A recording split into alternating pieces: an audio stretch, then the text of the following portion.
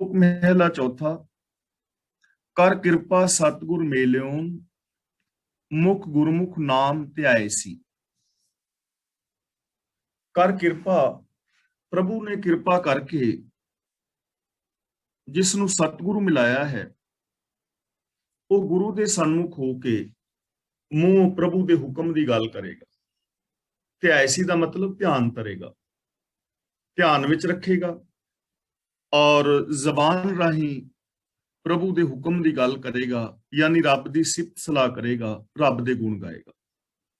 ਤਾਂ ਸਾਡੇ ਕੋਲ ਦੋ ਚੀਜ਼ਾਂ ਆ ਗਈਆਂ। ਪ੍ਰਭੂ ਦੀ ਕਿਰਪਾ ਦਾ ਰੂਪ ਕੀ ਹੈ?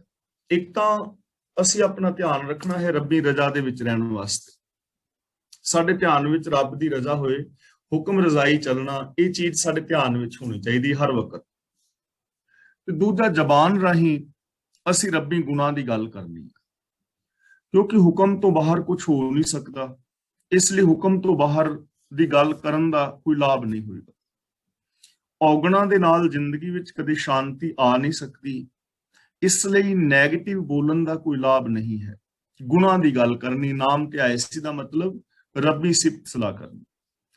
ਤਾਂ ਜਿਸ ਮਨੁੱਖ ਨੂੰ ਕਿਰਪਾ ਕਰਕੇ ਗੁਰੂ ਦਾ ਮਿਲਾਪ ਹੋਇਆ ਹੈ, ਉਹ ਗੁਰੂ ਦੇ ਸਨਮੁਖ ਹੋ ਕੇ ਆਪਣੀ ਰਸਨਾ ਤੋਂ ਪ੍ਰਭੂ ਦੀ ਸਿਫਤ ਸਲਾਹ ਦਾ ਉਚਾਰਨ ਕਰਦਾ ਹੈ ਔਰ ਹਮੇਸ਼ਾ ਪ੍ਰਭੂ ਦੇ ਹੁਕਮ ਵਿੱਚ ਤੁਰਨ ਦਾ ਯਤਨ ਕਰਦਾ ਹੈ। ਸੋ ਕਰੇ ਜੇ ਸਤਿਗੁਰ ਭਾਵ ਸੀ, ਗੁਰ ਪੂਰਾ ਘਰੀ ਵਸਾਏ ਸੀ। ਇਹਨੂੰ ਘਰੀ ਨਹੀਂ ਬੋਲਣਾ। ਘਰੀ ਬੋਲਣ ਦੇ ਨਾਲ ਇਹ ਸ਼ਬਦ ਬਹੁਵਚਨੀ ਹੋ ਜਾਏਗਾ। ਘਰੀ ਦਾ ਮਤਲਬ ਘਰੇ, ਹਿਰਦੇ ਵਿੱਚ। ਸੋ ਕਰੇ ਜੇ ਸਤਿਗੁਰ ਭਾਵ ਸੀ, ਤੇ ਮਨੁੱਖ ਫਿਰ ਉਹੀ ਕੁਛ ਕਰਦਾ ਹੈ ਜੋ ਸਤਿਗੁਰ ਨੂੰ ਪਾਉਂਦਾ ਹੈ। ਪੂਰਾ ਗੁਰੂ ਉਹਦੇ ਹਿਰਦੇ ਵਿੱਚ ਨਾਮ ਵਸਾ ਦਿੰਦਾ ਹੈ, ਗੁਣ ਵਸਾ ਦਿੰਦਾ ਹੈ, ਰੱਬ ਵਸਾ ਦਿੰਦਾ। ਦੇਖੋ ਹੁਣ ਸਾਡੇ ਵਾਸਤੇ ਕਿੰਨੀ ਸੁੰਦਰ ਇੱਕ ਜੀਵਨ ਜੁਗਤ ਨਿਕਲ ਰਹੀ ਹੈ ਕਿ ਜੋ ਵੀ ਗੁਰੂ ਕਹਿੰਦਾ ਜੇ ਅਸੀਂ ਉਹ ਹੀ ਕੰਮ ਕਰੀਏ, ਮਨ ਬਚਨ ਕਰਮ ਕਰਕੇ, ਤਾਂ ਪੂਰਾ ਗੁਰੂ ਪ੍ਰਭੂ ਨੂੰ ਸਾਡੇ ਹਿਰਦੇ ਵਿੱਚ ਵਸਾ ਦੇਗਾ, ਸਾਡੀ ਸੋਚ ਦੇ ਅੰਦਰ ਵਸਾ ਦੇਗਾ। ਤੇ ਜੇ ਹੋਰ ਸੌਖੇ ਸ਼ਬਦਾਂ ਵਿੱਚ ਅਸੀਂ ਸਮਝਣਾ ਚਾਹੀਏ ਤਾਂ ਇਸ ਦਾ ਭਾਵ ਅਰਥ ਇਹ ਹੋਏਗਾ ਕਿ ਜੋ ਗੁਰੂ ਦਾ ਦਿੱਤਾ ਹੋਇਆ ਵੇ ਆਫ ਲਾਈਫ ਹੈ, ਜਾਂ ਗੁਰੂ ਦੀ ਦਿੱਤੀ ਜੋ ਜੀਵਨ ਜੁਗਤ ਹੈ, ਜਾਂ ਸਿਧਾਂਤ ਨੇ, ਵਿਚਾਰਧਾਰਾ ਹੈ, ਗੁਰੂ ਦਾ ਗਿਆਨ ਪਾ ਲੈਣਾ ਹੀ ਰੱਬ ਨੂੰ ਪਾ ਲੈਣਾ ਹੈ। ਜੋ ਗੁਰੂ ਦੇ ਦੱਸੇ ਰਾਹ ਮੁਤਾਬਕ ਜ਼ਿੰਦਗੀ ਜੀਣੀ ਹੈ, ਇਹੀ ਭਗਤੀ ਬੰਦਗੀ ਹੈ ਔਰ ਇਹੀ ਪ੍ਰਭੂ ਦੀ ਪ੍ਰਾਪਤੀ ਦਾ ਇੱਕੋ ਇੱਕ ਸਾਧਨ ਹੈ। ਜਿਨ ਅੰਦਰ ਨਾਮ ਨਿਧਾਨ ਹੈ, ਤਿਨ ਕਾ ਭਉ ਸਭ ਗਵਾਏ ਸੀ। ਨਾਮ ਨਿਧਾਨ ਦਾ ਮਤਲਬ ਗੁਣਾਂ ਦਾ ਸਾਗਰ। ਹੁਣ ਖਜ਼ਾਨਾ, ਨਾਮ ਦਾ ਖਜ਼ਾਨਾ ਕੀ ਹੁੰਦਾ ਹੈ? ਗੁਣ। ਜਿਨ੍ਹਾਂ ਦੇ ਹਿਰਦੇ ਵਿੱਚ ਪ੍ਰਭੂ ਦੇ ਗੁਣਾਂ ਦਾ ਖਜ਼ਾਨਾ ਵਸ ਪੈਂਦਾ ਹੈ, ਤਿਨ ਕਾ ਭਉ ਸਭ ਗਵਾਏ ਸੀ, ਉਹਨਾਂ ਦਾ ਸਾਰਾ ਡਰ ਸਤਿਗੁਰੂ ਦੂਰ ਕਰ ਦਿੰਦਾ ਹੈ। ਜਿਨ੍ਹਾਂ ਦੇ ਹਿਰਦੇ ਵਿੱਚ, ਜਿਨ੍ਹਾਂ ਦੀ ਸੋਚ ਅੰਦਰ ਗੁਣਾਂ ਦਾ ਖਜ਼ਾਨਾ ਪ੍ਰਭੂ ਵਸ ਗਿਆ, ਉਹਨਾਂ ਦੇ ਸਾਰੇ ਡਰ ਦੂਰ ਹੋ ਗਏ। ਕਿਉਂਕਿ ਡਰ ਉਦੋਂ ਲੱਗਦਾ ਹੈ ਜਦੋਂ ਬੰਦਾ ਕੋਈ ਨਾ ਪਾਪ ਕਰਮ ਕਰੇ, ਕੋਈ ਮਾੜਾ ਕਰਮ ਕਰੇ, ਉਦੋਂ ਬੰਦੇ ਦੀ ਜ਼ਿੰਦਗੀ ਦੇ ਅੰਦਰ ਡਰ ਪੈਦਾ ਹੋ ਜਾਂਦਾ ਹੈ, ਭਉ ਪੈਦਾ ਹੋ ਜਾਂਦਾ ਹੈ, ਸਹਿਮ ਪੈਦਾ ਹੋ ਜਾਂਦਾ ਹੈ। ਤੇ ਜਿਸ ਦੀ ਸੋਚ ਦੇ ਅੰਦਰ ਹੀ ਕੋਈ ਮਾੜਾ ਕਰਮ ਨਹੀਂ ਹੈ, ਤਾਂ ਉਹਨੂੰ ਫਿਰ ਮਾੜੇ ਰਿਜ਼ਲਟ ਦਾ ਡਰ ਵੀ ਨਹੀਂ ਹੋਏਗਾ। ਉਹਦੀ ਜ਼ਿੰਦਗੀ ਦੇ ਵਿੱਚੋਂ ਭੈ ਖਤਮ ਹੋ ਜਾਣਗੇ, ਸਹਿਮ ਖਤਮ ਹੋ ਜਾਏਗਾ, ਉਹਨਾਂ ਦੀ ਜ਼ਿੰਦਗੀ ਦੇ ਅੰਦਰ ਚੜ੍ਹਦੀ ਕਲਾ ਹੋਏਗੀ। ਜਿਨ ਰੱਖਣ ਕੋ ਹਰ ਆਪ ਹੋਏ, ਹੋਰ ਕੀਤੀ ਝੱਖ ਝੱਖ ਜਾਏ ਸੀ। ਝੱਖ ਝੱਖ ਦਾ ਮਤਲਬ ਖੱਪ ਖੱਪ ਕੇ। ਜਿਨ੍ਹਾਂ ਦੀ ਰੱਖਿਆ ਕਰਨ ਲਈ ਪ੍ਰਭੂ ਆਪ ਸਿਰ ਤੇ ਹੋਵੇ। ਹੋਰ ਕਿੰਨੀ ਹੀ ਦੁਨੀਆ ਖੱਪ ਖੱਪ ਮਰੇ, ਪਰ ਉਹਨਾਂ ਦਾ ਕੁਝ ਵਿਗਾੜ ਨਹੀਂ ਸਕਦੀ। ਉਹਨਾਂ ਨੂੰ ਕਸ਼ਟ ਪਹੁੰਚਾਉਣ ਦਾ ਯਤਨ ਕੀਤਾ ਜਾਂਦਾ ਹੈ, ਉਹਨਾਂ ਨੂੰ ਨੀਵੇਂ ਦਿਖਾਉਣ ਦਾ ਯਤਨ ਕੀਤਾ ਜਾਂਦਾ ਹੈ, ਉਹਨਾਂ ਨੂੰ ਉਸ ਰਾਹ ਦੇ ਉੱਤੋਂ ਪਾਸੇ ਕਰਨ ਦੀ ਟਰਾਈ ਕੀਤੀ ਜਾਂਦੀ ਹੈ, ਲੇਕਿਨ ਉਹਨਾਂ ਦਾ ਕੁਝ ਕੋਈ ਵਿਗਾੜ ਨਹੀਂ ਸਕਦਾ। ਉਹਨਾਂ ਲੋਕਾਂ ਨੂੰ ਉਹਨਾਂ ਦੇ ਰਾਹ ਤੋਂ ਕੋਈ ਹਟਾ ਨਹੀਂ ਸਕਦਾ, ਜਿਨ੍ਹਾਂ ਦਾ ਰਾਖਾ ਆਪ ਹੈ। ਹੁਣ ਰਾਖਾ ਕੌਣ ਹੈ? ਰੱਬ ਕਿਹਨਾਂ ਦਾ ਬਣੇਗਾ? ਜੋ ਪ੍ਰਭੂ ਦੀ ਸ਼ਰਨ ਵਿੱਚ ਆਉਣਗੇ, ਜਿਨ੍ਹਾਂ ਨੇ ਰੱਬੀ ਰਜ਼ਾ ਦੇ ਵਿੱਚ ਤੁਰਨਾ ਸਿੱਖ ਲਿਆ। ਤੇ ਜਿਹੜੇ ਰੱਬੀ ਰਜ਼ਾ ਵਿੱਚ ਤੁਰਦੇ ਨੇ, ਜੋ ਗੁਰੂ ਦੇ ਦੱਸੇ ਰਾਹਾਂ ਤੇ ਚੱਲਦੇ ਨੇ, ਹੋਰ ਕੀਤੀ ਝੱਖ ਝੱਖ ਜਾਏ ਸੀ ਦਾ ਮਤਲਬ ਕਿੰਨੀ ਹੀ ਲੋਕ ਝਾਕ ਮਾਰਨਗੇ, ਉਹਨਾਂ ਨੂੰ ਉਸ ਰਾਹ ਤੋਂ ਹਟਾਉਣ ਦੀ, ਪਰ ਉਹ ਹਟਣਗੇ ਨਹੀਂ, ਉਸ ਰਾਹ ਦਾ ਤਿਆਗ ਨਹੀਂ ਕਰਨਗੇ। ਉਹਨਾਂ ਦੇ ਆਤਮਿਕ ਜੀਵਨ ਦੇ ਅੰਦਰ ਕੋਈ ਵਿਘਨ ਨਹੀਂ ਪਾ ਸਕੇਗਾ। ਔਰ ਦੇਖੋ ਕਿੰਨੇ ਲੋਕਾਂ ਨੇ ਚਖਾ ਮਾਰੀਆਂ ਵੀ ਨੇ। ਅਸੀਂ ਅਰਦਾਸ ਵਿੱਚ ਰੋਜ਼ ਸੁਣਦੇ ਆ ਨਾ, ਜਿਨ੍ਹਾਂ ਸਿੰਘਾਂ ਸਿੰਘਣੀਆਂ ਧਰਮ ਹੀ ਸ਼ੀਸ਼ ਦਿੱਤੇ। ਹੁਣ ਉਹਨਾਂ ਦੇ ਸ਼ੀਸ਼ ਬੇਸ਼ੱਕ ਉਤਾਰ ਦਿੱਤੇ ਗਏ ਨੇ, ਉਹਨਾਂ ਨੂੰ ਚਰਖੜੀਆਂ ਤੇ ਬੇਸ਼ੱਕ ਚੜਾ ਦਿੱਤਾ ਗਿਆ ਹੈ, ਉਹਨਾਂ ਦੇ ਬੱਚਿਆਂ ਦੇ ਟੁਕੜੇ ਕਰ ਦਿੱਤੇ ਗਏ ਨੇ, ਪਰ ਕੀ ਐਸਾ ਕੁਝ ਕਰਨ ਦੇ ਨਾਲ ਉਹਨਾਂ ਨੂੰ ਸੱਚ ਦੇ ਰਾਹ ਤੋਂ ਕੋਈ ਹਟਾ ਸਕਿਆ? ਨਹੀਂ ਹਟਾ ਸਕਿਆ।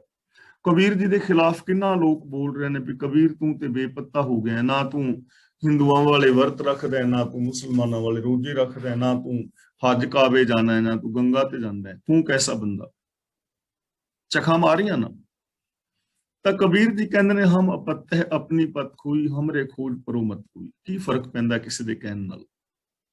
ਸਾਹਿਬ ਸ੍ਰੀ ਗੁਰੂ ਨਾਨਕ ਪਾਤਸ਼ਾਹ ਜੀ ਮਹਾਰਾਜ ਨੇ ਉਹਨਾਂ ਨੂੰ, ਕੋਈ ਕਹਿ ਰਿਹਾ ਨਾ, ਕੋਈ ਆਖੇ ਭੂਤ ਨਾ ਕੋ ਕਹੇ ਬੇਤਾਲਾ, ਤਾਂ ਕੀ ਇਹ ਕਹਿਣ ਦੇ ਨਾਲ ਕੋਈ ਸੱਚ ਨੂੰ ਦਬਾ ਪਾਇਆ? ਗੁਰੂ ਅਰਜਨ ਪਾਤਸ਼ਾਹ ਜੀ ਨੂੰ ਤੱਤੀਆਂ ਤਵੀਆਂ ਤੇ ਬਿਠਾ ਕੇ ਸ਼ਹੀਦ ਕਰ ਦਿੱਤਾ ਗਿਆ, ਪਰ ਕੀ ਉਹਨਾਂ ਨੂੰ ਸੱਚ ਦੇ ਰਾਹ ਤੋਂ ਕੋਈ ਹਟਾ ਪਾਇਆ? ਇਸ ਲਈ ਜੋ ਪ੍ਰਭੂ ਦੀ ਰਜ਼ਾ ਵਿੱਚ ਤੁਰਨਾ ਸਿੱਖ ਜਾਂਦੇ ਨੇ, ਜਿਨ੍ਹਾਂ ਨੂੰ ਸਮਝ ਆ ਜਾਂਦੀ ਹੈ, ਜਿਨ੍ਹਾਂ ਦੀ ਮੱਤ ਦਾ ਰਾਖਾ ਪ੍ਰਭੂ ਆਪ ਹੈ, ਹੋਰ ਫਿਰ ਦੁਨੀਆ ਝੱਕ ਮਾਰਦੀ ਰਹੇ, ਫਿਰ ਉਹਨਾਂ ਨੂੰ ਉਸ ਮਾਰਗ ਤੋਂ ਕੋਈ ਡੁਲਾ ਨਹੀਂ ਪਾਉਂਦਾ। ਇਸ ਲਈ ਗੁਰੂ ਜੀ ਕਹਿੰਦੇ ਨੇ ਜਨ ਨਾਨਕ ਨਾਮ ਧਿਆਏ ਤੂੰ, ਹਰ ਹਲਕ ਪਲਤ ਛੁਡਾਏ ਸੀ। ਹਲਕ ਪਲਤ ਦਾ ਮਤਲਬ ਇੱਥੇ ਉੱਥੇ ਹਰ ਥਾਂ ਤੇ। ਗੁਰੂ ਪਾਤਸ਼ਾਹ ਜੀ ਕਹਿੰਦੇ ਨੇ ਇਸ ਲਈ ਇਹ ਮਨੁੱਖ, ਇਹ ਮਨ ਨਾਮ ਧਿਆਏ, ਧਿਆਏ ਦਾ ਮਤਲਬ ਧਿਆਨ ਧਰ, ਧਿਆਨ ਵਿੱਚ ਵਸਾ। ਨਾਮ ਦਾ ਮਤਲਬ ਹੁਕਮ, ਰੱਬੀ ਹੁਕਮ, ਰੱਬੀ ਗੁਣਾਂ ਨੂੰ ਆਪਣੇ ਹਿਰਦੇ ਵਿੱਚ ਵਸਾ। ਰੱਬੀ ਗੁਣਾਂ ਦੇ ਨਾਲ, ਰੱਬੀ ਰਜ਼ਾ ਦੇ ਨਾਲ ਆਪਣੇ ਧਿਆਨ ਨੂੰ ਜੋੜ। ਇਹ ਗੱਲ ਆਪਣੇ ਧਿਆਨ ਵਿੱਚ ਰੱਖ ਕੇ ਹੁਕਮ ਰਜ਼ਾਈ ਚੱਲਣਾ। ਫਿਰ ਕੀ ਹੋਏਗਾ? ਹਰ ਹਲਕ ਪਲਤ ਛੁਡਾਏ ਸੀ। ਪ੍ਰਭੂ ਤੈਨੂੰ ਹਰ ਥਾਂ ਤੇ ਵਿਕਾਰਾਂ ਤੋਂ ਛੁਡਾ ਲਏਗਾ, ਤੈਨੂੰ ਹਰ ਕਿਸਮ ਦੇ ਡਰ ਤੋਂ ਬਚਾ ਲਏਗਾ, ਹਰ ਕਿਸਮ ਦੀ ਚਿੰਤਾ ਤੋਂ ਤੈਨੂੰ ਬਚਾ ਲਏਗਾ। ਕਿਉਂਕਿ ਜਿੰਨੇ ਵੀ ਚਿੰਤਾ, ਦੁੱਖ, ਦਰਦ ਨੇ, ਇਹ ਹੁਕਮ ਰਜ਼ਾ ਤੋਂ ਉਲਟ ਚੱਲਣ ਕਰਕੇ ਹੀ ਵਿਆਪਦੇ ਨੇ।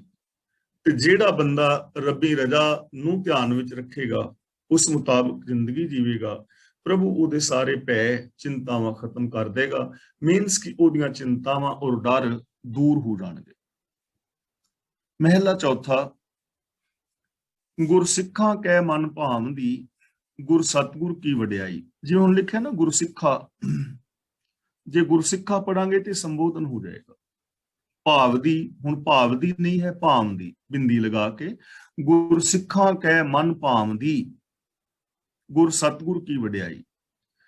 ਗੁਰਸਿੱਖਾਂ ਦੇ ਮਨ ਵਿੱਚ ਸਤਿਗੁਰ ਦੀ ਵਡਿਆਈ ਪਿਆਰੀ ਲੱਗਦੀ ਹੈ। ਗੁਰੂ ਦੀ ਮਹਿਮਾ, ਗੁਰੂ ਦੇ ਗੁਣ, ਗੁਰੂ ਦੀ ਮੱਤ, ਗੁਰੂ ਦੀ ਵਿਚਾਰਧਾਰਾ, ਗੁਰੂ ਦਾ ਗਿਆਨ, ਗੁਰੂ ਦਾ ਦਿੱਤਾ ਹੋਇਆ ਵੇ ਆਫ ਲਾਈਫ, ਗੁਰੂ ਪਾਤਸ਼ਾਹ ਜੀ ਦੀ ਪਾਵਨ ਬਾਣੀ, ਗੁਰੂ ਦੇ ਸਿੱਖਾਂ ਦੇ ਮਨ ਦੇ ਅੰਦਰ ਪਿਆਰੀ ਲੱਗਦੀ ਹੈ। ਔਰ ਸਾਨੂੰ ਇਹ ਪਿਆਰੀ ਲੱਗਣੀ ਵੀ ਚਾਹੀਦੀ ਹੈ। ਇਹ ਗੁਰਸਿੱਖ ਦਾ ਹੱਕ ਵੀ ਹੈ ਔਰ ਇਹ ਉਹਦਾ ਫਰਜ਼ ਵੀ ਹੈ ਕਿ ਗੁਰੂ ਦੀ ਪਾਵਨ ਬਾਣੀ ਨਾਲ, ਗੁਰੂ ਦੀ ਵਡਿਆਈ ਨਾਲ, ਗੁਰੂ ਦੇ ਸਿਧਾਂਤਾਂ ਦੇ ਨਾਲ ਪਿਆਰ ਕਰੇ। ਜਿਨ੍ਹਾਂ ਨੂੰ ਵਡਿਆਈ ਭਾਵੰਦੀ, ਉਹ ਪਿਆਰ ਕਰਦੇ ਨੇ ਉਸ ਵਡਿਆਈ ਦੇ ਨਾਲ, ਉਹਨਾਂ ਨੂੰ ਪਿਆਰੀ ਲੱਗਦੀ ਹੈ। ਉਹ ਗੁਰੂ ਦੇ ਜਿਹੜੇ ਸਿਧਾਂਤ ਨੇ, ਵੇ ਆਫ ਲਾਈਫ ਹੈ, ਉਹਨੂੰ ਉਹ ਅਪਣਾ ਲੈਣਗੇ। ਜਿਨ੍ਹਾਂ ਨੂੰ ਪਾਏਗੀ ਨਾ, ਪਿਆਰੀ ਲੱਗੇਗੀ, ਤੇ ਉਸ ਵਡਿਆਈ ਮੁਤਾਬਕ ਜ਼ਿੰਦਗੀ ਜੀਣਗੇ ਨਾ, ਗੁਰੂ ਦੇ ਗਿਆਨ ਮੁਤਾਬਕ। ਜਿਨ੍ਹਾਂ ਨੂੰ ਗੁਰੂ ਦੇ ਸਿਧਾਂਤ ਪਿਆਰੇ ਲੱਗਣਗੇ, ਉਹ ਗੁਰੂ ਦੇ ਸਿਧਾਂਤਾਂ ਮੁਤਾਬਕ ਜ਼ਿੰਦਗੀ ਜੀਣਗੇ। ਤਾਂ ਗੁਰੂ ਦੇ ਸਿੱਖਾਂ ਦੇ ਮਨ ਦੇ ਅੰਦਰ ਗੁਰੂ ਦੀ ਮਹਿਮਾ, ਗੁਰੂ ਦੀ ਵਡਿਆਈ, ਗੁਰੂ ਦੀ ਬਖਸ਼ਿਸ਼, ਗੁਰੂ ਦਾ ਗਿਆਨ, ਗੁਰੂ ਦੀ ਪਾਵਨ ਬਾਣੀ, ਗੁਰੂ ਦਾ ਦਿੱਤਾ ਹੋਇਆ ਵੇ ਆਫ ਲਾਈਫ, ਉਹਨਾਂ ਨੂੰ ਭਾਉਂਦਾ ਹੈ, ਉਹਨਾਂ ਨੂੰ ਚੰਗਾ ਲੱਗਦਾ ਹੈ, ਉਹਨਾਂ ਨੂੰ ਪਿਆਰਾ ਲੱਗਦਾ ਹੈ। ਹਰ ਰਾਖੋ ਪੈਜ ਸਤਿਗੁਰੂ ਕੀ,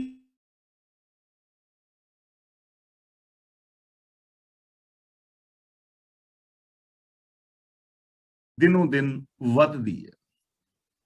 ਹੁਣ ਜੋ ਮੇਰੀ ਇੱਜ਼ਤ ਜੇ ਮੰਨ ਲਓ ਬਣੀ ਹੈ, ਜਾਂ ਤੁਹਾਡੀ ਕਿਸੇ ਵੀ ਗੁਰਸਿੱਖ ਦੀ, ਕੋਈ ਚੰਗਾ ਕੰਮ ਕਰਕੇ, ਗੁਰਸਿੱਖੀ ਦੇ ਰਾਹ ਤੇ ਚੱਲ ਕੇ, ਸੇਵਾ ਕਰਕੇ, ਕਿਸੇ ਦੀ ਹੈਲਪ ਕਰਕੇ, ਚੰਗੀ ਜ਼ਿੰਦਗੀ ਜੀ ਕੇ ਜੋ ਵਡਿਆਈ ਮਿਲੀ ਹੈ, ਇਹ ਗੁਰੂ ਦੀ ਹੀ ਵਡਿਆਈ ਹੈ। ਜੋ ਪੈਜ ਰੱਖੀ ਹੈ, ਗੁਰੂ ਦੀ ਹੀ ਪੈਜ ਰੱਖੀ ਰੱਬ ਨੇ। ਤੇ ਹੇ ਪ੍ਰਭੂ, ਤੂੰ ਸਤਿਗੁਰ ਦੀ ਪੈਜ ਰੱਖਦਾ ਹੈ, ਔਰ ਸਤਿਗੁਰ ਦੀ ਜੋ ਵਡਿਆਈ ਹੈ, ਉਹ ਦਿਨੋਂ ਦਿਨ ਸਵਾਈ ਚੜ੍ਹਦੀ ਹੈ। ਯਾਨੀ ਗੁਰੂ ਦੀ ਮਹਿਮਾ ਹਰ ਰੋਜ਼ ਵੱਧਦੀ ਹੈ, ਘਟਦੀ ਨਹੀਂ। ਉਹਦਾ ਰੀਜ਼ਨ ਕਿਉਂਕਿ ਗੁਰੂ ਯੂਨੀਵਰਸਲ ਟਰੁਥ ਦੀ ਗੱਲ ਕਰਦਾ ਹੈ। ਗੁਰਬਾਣੀ ਨੇ ਯੂਨੀਵਰਸਲ ਟਰੁਥ ਦੀ ਗੱਲ ਕੀਤੀ ਹੈ, ਗਲੋਬਲਾਈਜੇਸ਼ਨ ਦੀ ਗੱਲ ਕੀਤੀ ਹੈ। ਗੁਰਬਾਣੀ ਨੇ ਐਸੇ ਸਿਧਾਂਤ ਦਿੱਤੇ ਨੇ ਜੋ ਸਰਬਦੇਸ਼ੀ ਨੇ, ਸਰਬ ਸਾਂਝੇ ਨੇ ਔਰ ਸਰਬਕਾਲੀ ਨੇ। ਸਰਬਦੇਸ਼ੀ ਦਾ ਮਤਲਬ ਕਿ ਜੋ ਗੁਰਬਾਣੀ ਦਾ ਦਿੱਤਾ ਹੋਇਆ ਵੇ ਆਫ ਲਾਈਫ ਹੈ, ਇਹ ਕਿਸੇ ਵੀ ਦੇਸ਼ ਦੇ ਅੰਦਰ ਅਪਣਾਇਆ ਜਾ ਸਕਦਾ ਹੈ। ਕੱਲ ਨੂੰ ਜੇ ਮੰਗਲ ਗ੍ਰਹਿ ਤੇ ਵੀ ਕਲੋਨੀਆਂ ਬਣਦੀਆਂ ਨੇ, ਉੱਥੇ ਵੀ ਇਹ ਚੀਜ਼ਾਂ ਅਪਣਾਈਆਂ ਜਾ ਸਕਦੀਆਂ ਨੇ। ਇਹਨੂੰ ਕਹਿੰਦੇ ਨੇ ਸਰਬਦੇਸ਼ੀ, ਹਰ ਦੇਸ਼ ਵਿੱਚ, ਹਰ ਥਾਂ ਤੇ। ਸਰਬਕਾਲੀ ਦਾ ਮਤਲਬ ਉਹ ਸੱਚਾਈ ਹੈ ਜੋ ਸਰਬਕਾਲੀ ਹੈ, ਪਿਛਲੇ ਯੁਗਾਂ ਵਿੱਚ ਵੀ ਸੱਚ ਸੀ, ਅੱਜ ਵੀ ਸੱਚ ਹੈ, ਆਉਣ ਵਾਲੇ ਯੁਗਾਂ ਵਿੱਚ ਵੀ ਸੱਚ ਰਹੇਗਾ। ਤੇ ਸਰਬ ਸਾਂਝੇ ਦਾ ਮਤਲਬ ਕਿ ਇਹ ਸਾਰੇ ਸਿਧਾਂਤ ਐਸੇ ਨੇ ਜਿਨ੍ਹਾਂ ਨੂੰ ਦੁਨੀਆ ਦਾ ਹਰ ਇਨਸਾਨ ਅਪਣਾ ਸਕਦਾ ਹੈ। ਇਸਤਰੀ ਪੁਰਸ਼, ਬੱਚੀ ਬੱਚੇ, ਜਵਾਨ ਬਜ਼ੁਰਗ, ਹਿੰਦੂ ਮੁਸਲਮਾਨ, ਸਿੱਖ ਈਸਾਈ, ਜੈਨੀ ਬੋਧੀ, ਪਾਰਸੀ, ਕਾਲੇ ਗੋਰੇ, ਅਮੀਰ ਗਰੀਬ, ਪੜ੍ਹੇ ਅਨਪੜ੍ਹ, ਰਾਜਾ ਪ੍ਰਜਾ, ਹਰ ਕੋਈ ਇਹਨਾਂ ਸਿਧਾਂਤਾਂ ਨੂੰ ਅਪਣਾ ਸਕਦਾ ਹੈ। ਇਹੀ ਸਤਿਗੁਰ ਦੀ ਵਡਿਆਈ ਹੈ ਜੋ ਸਵਾਈ ਚੜ੍ਹਦੀ ਹੈ। ਤੇ ਅਗਲੀ ਗੱਲ, ਜੇ ਕੋਈ ਗੁਰੂ ਦੇ ਦੱਸੇ ਰਾਹ ਤੇ ਚੱਲੇਗਾ ਤਾਂ ਉਹਦੀ ਵੀ ਵਡਿਆਈ, ਉਹਦਾ ਵੀ ਮਾਣ ਆਦਰ ਸਤਿਕਾਰ ਦਿਨ ਪ੍ਰਤੀ ਦਿਨ ਵਧੇਗਾ, ਉਹਨੂੰ ਵੀ ਮਾਣ ਆਦਰ ਮਿਲੇਗਾ। ਤਾਂ ਜੇ ਅਸੀਂ ਚਾਹੁੰਦੇ ਹਾਂ ਕਿ ਸਾਡੀ ਜ਼ਿੰਦਗੀ ਦੇ ਅੰਦਰ ਵੀ ਸੁਖ ਸ਼ਾਂਤੀ ਆਨੰਦ ਖੇੜਾ ਪੈਦਾ ਹੋਵੇ ਔਰ ਹਰ ਪਲ ਸਾਡੇ ਜੀਵਨ ਵਿੱਚ, ਸਾਡੇ ਘਰ ਪਰਿਵਾਰ ਵਿੱਚ, ਸਾਡੇ ਸਮਾਜ ਦੇ ਅੰਦਰ ਸੁਖ ਵਧਣ, ਤਾਂ ਸਾਨੂੰ ਗੁਰਬਾਣੀ ਮੁਤਾਬਕ ਜ਼ਿੰਦਗੀ ਜੀਣੀ ਚਾਹੀਦੀ ਹੈ ਔਰ ਸਾਨੂੰ ਵੀ ਗੁਰਬਾਣੀ ਦੇ ਸਿਧਾਂਤਾਂ ਨਾਲ ਪਿਆਰ ਕਰਨਾ ਚਾਹੀਦਾ ਹੈ। ਗੁਰ ਸਤਗੁਰ ਕੈ ਮਨ ਪਾਰ ਬ੍ਰਹਮ ਹੈ, ਪਾਰ ਬ੍ਰਹਮ ਛਡਾਈ। ਪਾਰ ਬ੍ਰਹਮ ਛਡਾਈ ਦਾ ਮਤਲਬ ਜਿਹੜਾ ਪਾਰ ਬ੍ਰਹਮ ਸਾਰਿਆਂ ਨੂੰ ਵਿਕਾਰਾਂ ਤੋਂ ਛਡਾ ਲੈਂਦਾ ਹੈ, ਦੁੱਖਾਂ ਤੋਂ ਬਚਾ ਲੈਂਦਾ ਹੈ, ਉਹ ਪਾਰ ਬ੍ਰਹਮ ਗੁਰੂ ਦੇ ਮਨ ਵਿੱਚ ਹੈ। ਉਹ ਪਾਰ ਬ੍ਰਹਮ ਗੁਰੂ ਦੇ ਮਨ ਵਿੱਚ ਹੈ ਔਰ ਗੁਰੂ ਪਾਰ ਬ੍ਰਹਮ ਦੇ ਵਿੱਚ ਮਿਲ ਕੇ ਪਾਰ ਬ੍ਰਹਮ ਦਾ ਹੀ ਰੂਪ ਹੋ ਗਿਆ ਹੈ। ਤਾਂ ਜੋ ਪਾਰ ਬ੍ਰਹਮ ਸਭ ਜੀਵਾਂ ਨੂੰ ਵਿਕਾਰਾਂ ਆਦਿਕ ਤੋਂ ਬਚਾ ਲੈਂਦਾ ਹੈ, ਉਹ ਪਾਰ ਬ੍ਰਹਮ ਗੁਰੂ ਦੇ ਮਨ ਦੇ ਅੰਦਰ ਵਸਦਾ ਹੈ। ਤੇ ਸਾਹਿਬ ਸ੍ਰੀ ਗੁਰੂ ਗ੍ਰੰਥ ਸਾਹਿਬ ਜੀ ਦੀ ਪਾਵਨ ਬਾਣੀ ਵਿੱਚ ਵੀ ਉਸ ਪ੍ਰਭੂ ਦੀ ਹੀ ਸਿਫਤ ਸਲਾਹ ਹੈ ਜੋ ਹਰ ਇਨਸਾਨ ਨੂੰ ਵਿਕਾਰਾਂ ਤੋਂ, ਦੁੱਖਾਂ ਤੋਂ ਬਚਾਉਂਦਾ ਹੈ। ਤੇ ਕਿਵੇਂ ਬਚਾਉਂਦਾ ਹੈ, ਇਹ ਗੱਲ ਅਸੀਂ ਰੋਜ਼ ਵਿਚਾਰ ਰਹੇ ਹਾਂ, ਜਿਸ ਕਰਕੇ ਸਾਡੇ ਮਨ ਦੇ ਅੰਦਰ ਇਹ ਚੀਜ਼ਾਂ ਬਹਿ ਜਾਣ, ਬਾਰ-ਬਾਰ ਰਿਪੀਟ ਕਰਨ ਨਾਲ ਸਾਡਾ ਵਿਸ਼ਵਾਸ ਬਣਦਾ ਹੈ। ਤੇ ਜਦੋਂ ਅਸੀਂ ਇਹਨਾਂ ਚੀਜ਼ਾਂ ਤੇ ਅਮਲ ਕਰਾਂਗੇ ਤਾਂ ਅਸੀਂ ਬਚ ਪਾਵਾਂਗੇ। ਜੇ ਅਸੀਂ ਦੁੱਖਾਂ ਤੋਂ ਬਚਣਾ ਚਾਹੁੰਦੇ ਹਾਂ ਤਾਂ ਪਾਰ ਬ੍ਰਹਮ ਸਾਨੂੰ ਦੁੱਖਾਂ ਤੋਂ ਬਚਾਉਂਦਾ ਹੈ। ਕਿਵੇਂ ਬਚਾਉਂਦਾ ਹੈ? ਹੁਣ ਸਾਡੀ ਜ਼ਿੰਦਗੀ ਵਿੱਚ ਝੂਠ ਕਰਕੇ ਦੁੱਖ ਨੇ ਨਾ, ਤੇ ਜੇ ਅਸੀਂ ਸੱਚ ਬੋਲਣਾ ਸ਼ੁਰੂ ਕਰ ਲਈਏ ਤਾਂ ਰੱਬ ਸਾਨੂੰ ਝੂਠ ਦੇ ਦੁੱਖਾਂ ਤੋਂ ਬਚਾ ਲਏਗਾ। ਇੱਕ ਦੂਜੇ ਨਾਲ ਜੈਲਸੀ ਕਰਕੇ ਸਾਡੀ ਜ਼ਿੰਦਗੀ ਵਿੱਚ ਦੁੱਖ ਨੇ, ਤੇ ਜੇ ਅਸੀਂ ਪ੍ਰਭੂ ਦਾ ਗੁਣ ਜੋ ਪਿਆਰ ਹੈ ਉਹਨੂੰ ਆਪਣੇ ਜੀਵਨ ਵਿੱਚ ਧਾਰਨ ਕਰ ਲਈਏ ਤਾਂ ਇਹ ਪਿਆਰ ਸਾਨੂੰ ਨਫ਼ਰਤ ਤੋਂ ਬਚਾ ਲਏਗਾ, ਸੱਚ ਸਾਨੂੰ ਝੂਠ ਤੋਂ ਬਚਾ ਲਏਗਾ, ਦਇਆ ਸਾਨੂੰ ਕ੍ਰੋਧ ਤੋਂ ਬਚਾ ਲਵੇਗੀ, ਕੋਮਲਤਾ ਕ੍ਰੋਧ ਤੋਂ ਬਚਾ ਲਵੇਗੀ, ਕਠੋਰਤਾ ਤੋਂ ਬਚਾ ਲਵੇਗੀ। ਤਾਂ ਰੱਬੀ ਗੁਣ ਸਾਨੂੰ ਦੁੱਖਾਂ ਤੋਂ ਬਚਾਉਂਦੇ ਨੇ ਤੇ ਉਹ ਰੱਬੀ ਗੁਣ ਗੁਰੂ ਦੇ ਮਨ ਵਿੱਚ ਨੇ। ਔਰ ਸਾਹਿਬ ਸ੍ਰੀ ਗੁਰੂ ਗ੍ਰੰਥ ਸਾਹਿਬ ਜੀ ਦੀ ਸਮਗਰ ਬਾਣੀ ਉਸ ਪ੍ਰਭੂ ਦੀ ਸਿਫਤ ਸਲਾਹ ਦਾ ਉਪਦੇਸ਼ ਕਰਦੀ ਹੈ, ਆਦੇਸ਼ ਦਿੰਦੀ। ਗੁਰ ਸਤਗੁਰ ਤਾਣ ਦੀਵਾਨ ਹਰ, ਤਿੰਨ ਸਭ ਆਣ ਨਿਵਾਈ। ਤਾਣ ਦਾ ਮਤਲਬ ਹੁੰਦਾ ਹੈ ਤਾਕਤ, ਤੇ ਦੀਵਾਨ ਦਾ ਮਤਲਬ ਹੈ ਆਸਰਾ। ਹਾਕਮ ਜਾਂ ਉਹਦੀ ਕਚਹਿਰੀ ਦੀਵਾਨ, ਜਿਸ ਵਿੱਚ ਜ਼ੋਰ ਜ਼ੁਲਮ ਤੋਂ ਰੱਖਿਆ ਮਿਲਦੀ ਹੈ। ਲੋਕ ਕਚਹਿਰੀਆਂ ਵਿੱਚ ਜਾਂਦੇ ਨੇ ਨਾ ਆਪਣਾ ਕੋਈ ਵੀ ਕੇਸ ਲੈ ਕੇ, ਤੇ ਉਥੋਂ ਉਹਨਾਂ ਨੂੰ ਨਿਆਂ ਮਿਲਦਾ ਹੈ, ਆਸਰਾ ਮਿਲਦਾ ਹੈ। ਇਸ ਲਈ ਦੀਵਾਨ ਦਾ ਮਤਲਬ ਹੈ ਆਸਰਾ। ਤਿੰਨ ਦਾ ਮਤਲਬ ਉਸ ਪ੍ਰਭੂ ਨੇ, ਆਣ ਦਾ ਮਤਲਬ ਲਿਆ ਕੇ। ਗੁਰ ਸਤਗੁਰ ਤਾਣ ਦੀਵਾਨ ਹਰ, ਪ੍ਰਭੂ ਹੀ ਸਤਗੁਰ ਦਾ ਬਲ ਹੈ ਔਰ ਪ੍ਰਭੂ ਹੀ ਸਤਗੁਰ ਦਾ ਆਸਰਾ ਹੈ। ਉਸ ਪ੍ਰਭੂ ਨੇ ਹੀ ਸਾਰੀ ਲੁਕਾਈ ਸਤਗੁਰ ਦੇ ਚਰਨਾਂ ਵਿੱਚ ਲਿਆ ਨਿਭਾਈ ਹੈ। ਯਾਨੀ ਗੁਰੂ ਦੇ ਜੋ ਸਿਧਾਂਤ ਨੇ ਉਹਨਾਂ ਦੇ ਅੱਗੇ ਹਰ ਇੱਕ ਨੂੰ ਨਿਮਣਾ ਹੀ ਪੈਂਦਾ ਹੈ। ਹੁਣ ਨਿਮਣ ਦਾ ਮਤਲਬ ਹੀ ਇਹ ਹੈ ਕਿ ਅਸੀਂ ਹੁਣ ਇਨਕਾਰ ਨਹੀਂ ਕਰ ਸਕਦੇ ਇਹਨਾਂ ਗੱਲਾਂ ਤੋਂ। ਜੋ ਗੁਰਬਾਣੀ ਵਿੱਚ ਬਚਨ ਕੀਤੇ ਨੇ ਕਿ ਸੱਚ ਬੋਲਣ ਦੇ ਨਾਲ ਤੁਹਾਡੀ ਜ਼ਿੰਦਗੀ ਦੀਆਂ ਸਮੱਸਿਆਵਾਂ ਖਤਮ ਕਰ ਸਕਦੇ ਜੀ, ਨਹੀਂ ਹੋ ਸਕਦੀਆਂ, ਕਿਉਂਕਿ ਸੱਚ ਸਭ ਨਾ ਹੋਏ दारू पाप ਕੱਢੇ ਹੋਏ। गुरु ने वचन किया है ना, जानो जोत ना पूछो जाति, एक पिता एकस के हम बारिक, कि जे तुसी इन्हां सिद्धांतां दी पालना करो तो एक भाईचारक समाज पैदा हो सकता है। हुण असीं इनकार नहीं कर सकते कि नहीं हो सकता, क्योंकि एक सच्चाई है। हाँ, असीं ये इनकार कर सकते हैं कि असीं ये चीज़ां नहीं मनणियां, वो एक वखरा टॉपिक है। ਤਾਂ ਗੁਰੂ ਪਾਤਸ਼ਾਹ ਜੀ ਕਹਿੰਦੇ ਨੇ ਪ੍ਰਭੂ ਹੀ ਸਤਿਗੁਰ ਦਾ ਬਲ ਹੈ, ਪ੍ਰਭੂ ਹੀ ਆਸਰਾ ਹੈ, ਉਸੇ ਨੇ ਹੀ ਸਾਰੇ ਜੀਵ ਸਤਿਗੁਰ ਦੇ ਅੱਗੇ ਲਿਆ ਨਿਵਾਏ। ਤੇ ਅਗਲੀ ਗੱਲ, ਜਿਹੜਾ ਸਤਿਗੁਰ ਨੂੰ ਆਪਣਾ ਆਸਰਾ, ਆਪਣਾ ਸਹਾਰਾ ਔਰ ਬਲ ਬਣਾਏਗਾ, ਉਹਨੂੰ ਵੀ ਇਸ ਦੁਨੀਆ ਵਿੱਚ ਮਾਨ, ਆਦਰ ਔਰ ਸਤਿਕਾਰ ਮਿਲੇਗਾ। ਜਿਨਨੀ ਡਿੱਠਾ ਮੇਰਾ ਸਤਿਗੁਰ ਭਾਉ ਕਰ, ਤਿਨਕੇ ਸਭ ਪਾਪ ਗਵਾਈ। ਭਾਵ ਕਰ ਦਾ ਮਤਲਬ ਪਿਆਰ ਨਾਲ। ਜਿਨ੍ਹਾਂ ਨੇ ਹਿਰਦੇ ਵਿੱਚ ਪਿਆਰ ਰੱਖ ਕੇ ਮੇਰੇ ਸਤਿਗੁਰ ਦੇ ਦਰਸ਼ਨ ਕੀਤੇ ਨੇ, ਸਤਿਗੁਰ ਉਹਨਾਂ ਦੇ ਸਾਰੇ ਪਾਪ ਦੂਰ ਕਰ ਦਿੰਦਾ ਹੈ। ਹੁਣ ਇੱਥੇ ਦਰਸ਼ਨ ਨੂੰ ਸਮਝ ਲੈਣਾ। ਜਿਨ੍ਹਾਂ ਨੇ ਪ੍ਰੇਮ ਨਾਲ ਤੱਕਿਆ ਹੈ, ਇੱਕ ਤਾਂ ਹੁੰਦਾ ਹੈ ਕਿ ਗੁਰਦੁਆਰਾ ਸਾਹਿਬ ਆਏ ਔਰ ਚਲੇ ਗਏ, ਦੂਜਾ ਹੈ ਬਾਣੀ ਪੜ੍ਹੀ ਲੇਕਿਨ ਪਤਾ ਨਹੀਂ ਕੀ ਪੜ੍ਹਿਆ ਹੈ, ਇੱਕ ਰਿਵਾਜੀ ਰਸਮੀ ਪਾਠ ਕਰ ਲਿਆ। ਤੀਜਾ ਬੰਦਾ ਹੈ ਬਾਣੀ ਨੂੰ ਪਿਆਰ ਦੇ ਨਾਲ ਪੜ੍ਹ ਰਿਹਾ ਹੈ, ਸਮਝ ਕੇ, ਔਰ ਉਹਦੇ ਤੇ ਅਮਲ ਕਰ ਰਿਹਾ ਹੈ। ਉਹਦੇ ਪਾਪ ਗਵਾ ਜਾਣਗੇ। ਡਿੱਠਾ ਦਾ ਮਤਲਬ ਵੇਖਿਆ, ਸਮਝਿਆ, ਅਪਣਾਇਆ, ਉਹਨਾਂ ਸਿਧਾਂਤਾਂ ਦੇ ਉੱਤੇ ਉਹਨਾਂ ਨੂੰ ਪ੍ਰੈਕਟੀਕਲੀ ਰੂਪ ਦਿੱਤਾ, ਇੰਪਲੀਮੈਂਟ ਕੀਤਾ ਗੁਰੂ ਦੇ ਗੁਣਾਂ ਨੂੰ। ਡਿੱਠਾ ਦਾ ਮਤਲਬ ਪਰਖਿਆ। ਜਿਨਨੀ ਡਿੱਠਾ ਮੇਰਾ ਸਤਿਗੁਰ ਭਾਉ ਕਰ, ਜਿਨ੍ਹਾਂ ਨੇ ਗੁਰੂ ਦੇ ਸਿਧਾਂਤਾਂ ਨੂੰ ਪਿਆਰ ਦੇ ਨਾਲ ਅਪਣਾਇਆ, ਉਹਨਾਂ ਦੇ ਸਾਰੇ ਪਾਪ ਗਵਾਚ ਗਏ। ਹੁਣ ਅਸੀਂ ਚੀਜ਼ ਵੇਖਦੇ ਹਾਂ ਨਾ, ਕੋਈ ਪਰਫਿਊਮ ਖਰੀਦਣਾ ਹੋਵੇ ਤਾਂ ਅਸੀਂ ਉਹਨੂੰ ਵੇਖਦੇ ਹਾਂ ਥੋੜਾ ਛਿੜਕ ਕੇ, ਕਿਹੋ ਜਿਹਾ, ਕਿਹੜੀ ਸਮੈਲ ਸਾਨੂੰ ਚਾਹੀਦੀ ਹੈ, ਕਿਵੇਂ ਦਾ ਸਾਨੂੰ ਚਾਹੀਦਾ। ਜੇ ਅਸੀਂ ਸਬਜ਼ੀ ਭਾਜੀ ਲੈਣੀ ਹੈ ਤੇ ਅਸੀਂ ਦੇਖਦੇ ਹਾਂ ਨਾ, ਪਰਖ ਕੇ ਕੀ ਇਹ ਠੀਕ ਹੈ। ਇਸੇ ਤਰ੍ਹਾਂ ਗੁਰੂ ਦੇ ਗੁਣਾਂ ਨੂੰ ਦੇਖਣ ਦਾ ਮਤਲਬ ਹੈ ਉਹਨਾਂ ਨੂੰ ਇੰਪਲੀਮੈਂਟ ਕਰਨਾ। ਤੇ ਜਿਹੜੇ ਗੁਰੂ ਦੇ ਸਿਧਾਂਤਾਂ ਨੂੰ ਇੰਪਲੀਮੈਂਟ ਕਰਦੇ ਨੇ, ਗੁਰੂ ਉਹਨਾਂ ਦੇ ਸਾਰੇ ਪਾਪ ਗਵਾ ਦਿੰਦਾ ਤੇ ਪਾਪਾਂ ਤੋਂ ਪੈਦਾ ਹੋਏ ਦੁੱਖ ਆਟੋਮੈਟਿਕਲੀ ਖਤਮ ਹੋ ਜਾਣਗੇ। ਇਸ ਲਈ ਜੇ ਅਸੀਂ ਚਾਹੁੰਦੇ ਹਾਂ ਕਿ ਸਾਡੀ ਜ਼ਿੰਦਗੀ ਚੋਂ ਦੁੱਖ ਮੁੱਕਣ ਔਰ ਇਹ ਸਮਾਜ ਪਾਪਾਂ ਤੋਂ ਮੁਕਤ ਹੋਵੇ, ਤਾਂ ਸਾਨੂੰ ਪਹਿਲ ਕਰਨੀ ਚਾਹੀਦੀ ਹੈ ਕਿ ਅਸੀਂ ਗੁਰੂ ਜੀ ਦੇ ਪਾਵਨ ਸਿਧਾਂਤਾਂ ਨੂੰ ਅਪਣਾਈਏ, ਇਹਨਾਂ ਤੇ ਅਮਲ ਕਰੀਏ। ਹਰ ਦਰਗਾਹ ਤੇ ਮੁਖ ਉਜਲੇ, ਬਹੁ ਸ਼ੋਭਾ ਪਾਈ। ਜਿਨ੍ਹਾਂ ਨੇ ਗੁਰੂ ਨੂੰ ਪਿਆਰ ਨਾਲ ਤੱਕਿਆ ਹੈ, ਗੁਰੂ ਦੇ ਦੱਸੇ ਰਾਹਾਂ ਤੇ ਤੁਰੇ ਨੇ, ਰੱਬੀ ਦਰਗਾਹ ਵਿੱਚ ਉਹ ਖਿੜੇ ਮੱਥੇ ਜਾਂਦੇ ਨੇ, ਉਹਨਾਂ ਦੀ ਬੜੀ ਸ਼ੋਭਾ ਹੁੰਦੀ ਹੈ, ਉਹਨਾਂ ਨੂੰ ਮਾਣ ਮਿਲਦਾ ਹੈ ਰੱਬੀ ਦਰਗਾਹ ਵਿੱਚ। ਤੇ ਇਹ ਸਾਰਾ ਸੰਸਾਰ ਰੱਬ ਦੀ ਦਰਗਾਹ ਹੀ ਹੈ, ਕਿਉਂਕਿ ਰੱਬ ਹਰ ਥਾਂ ਤੇ ਹੈ, ਕਣ ਕਣ ਵਿੱਚ ਹੈ।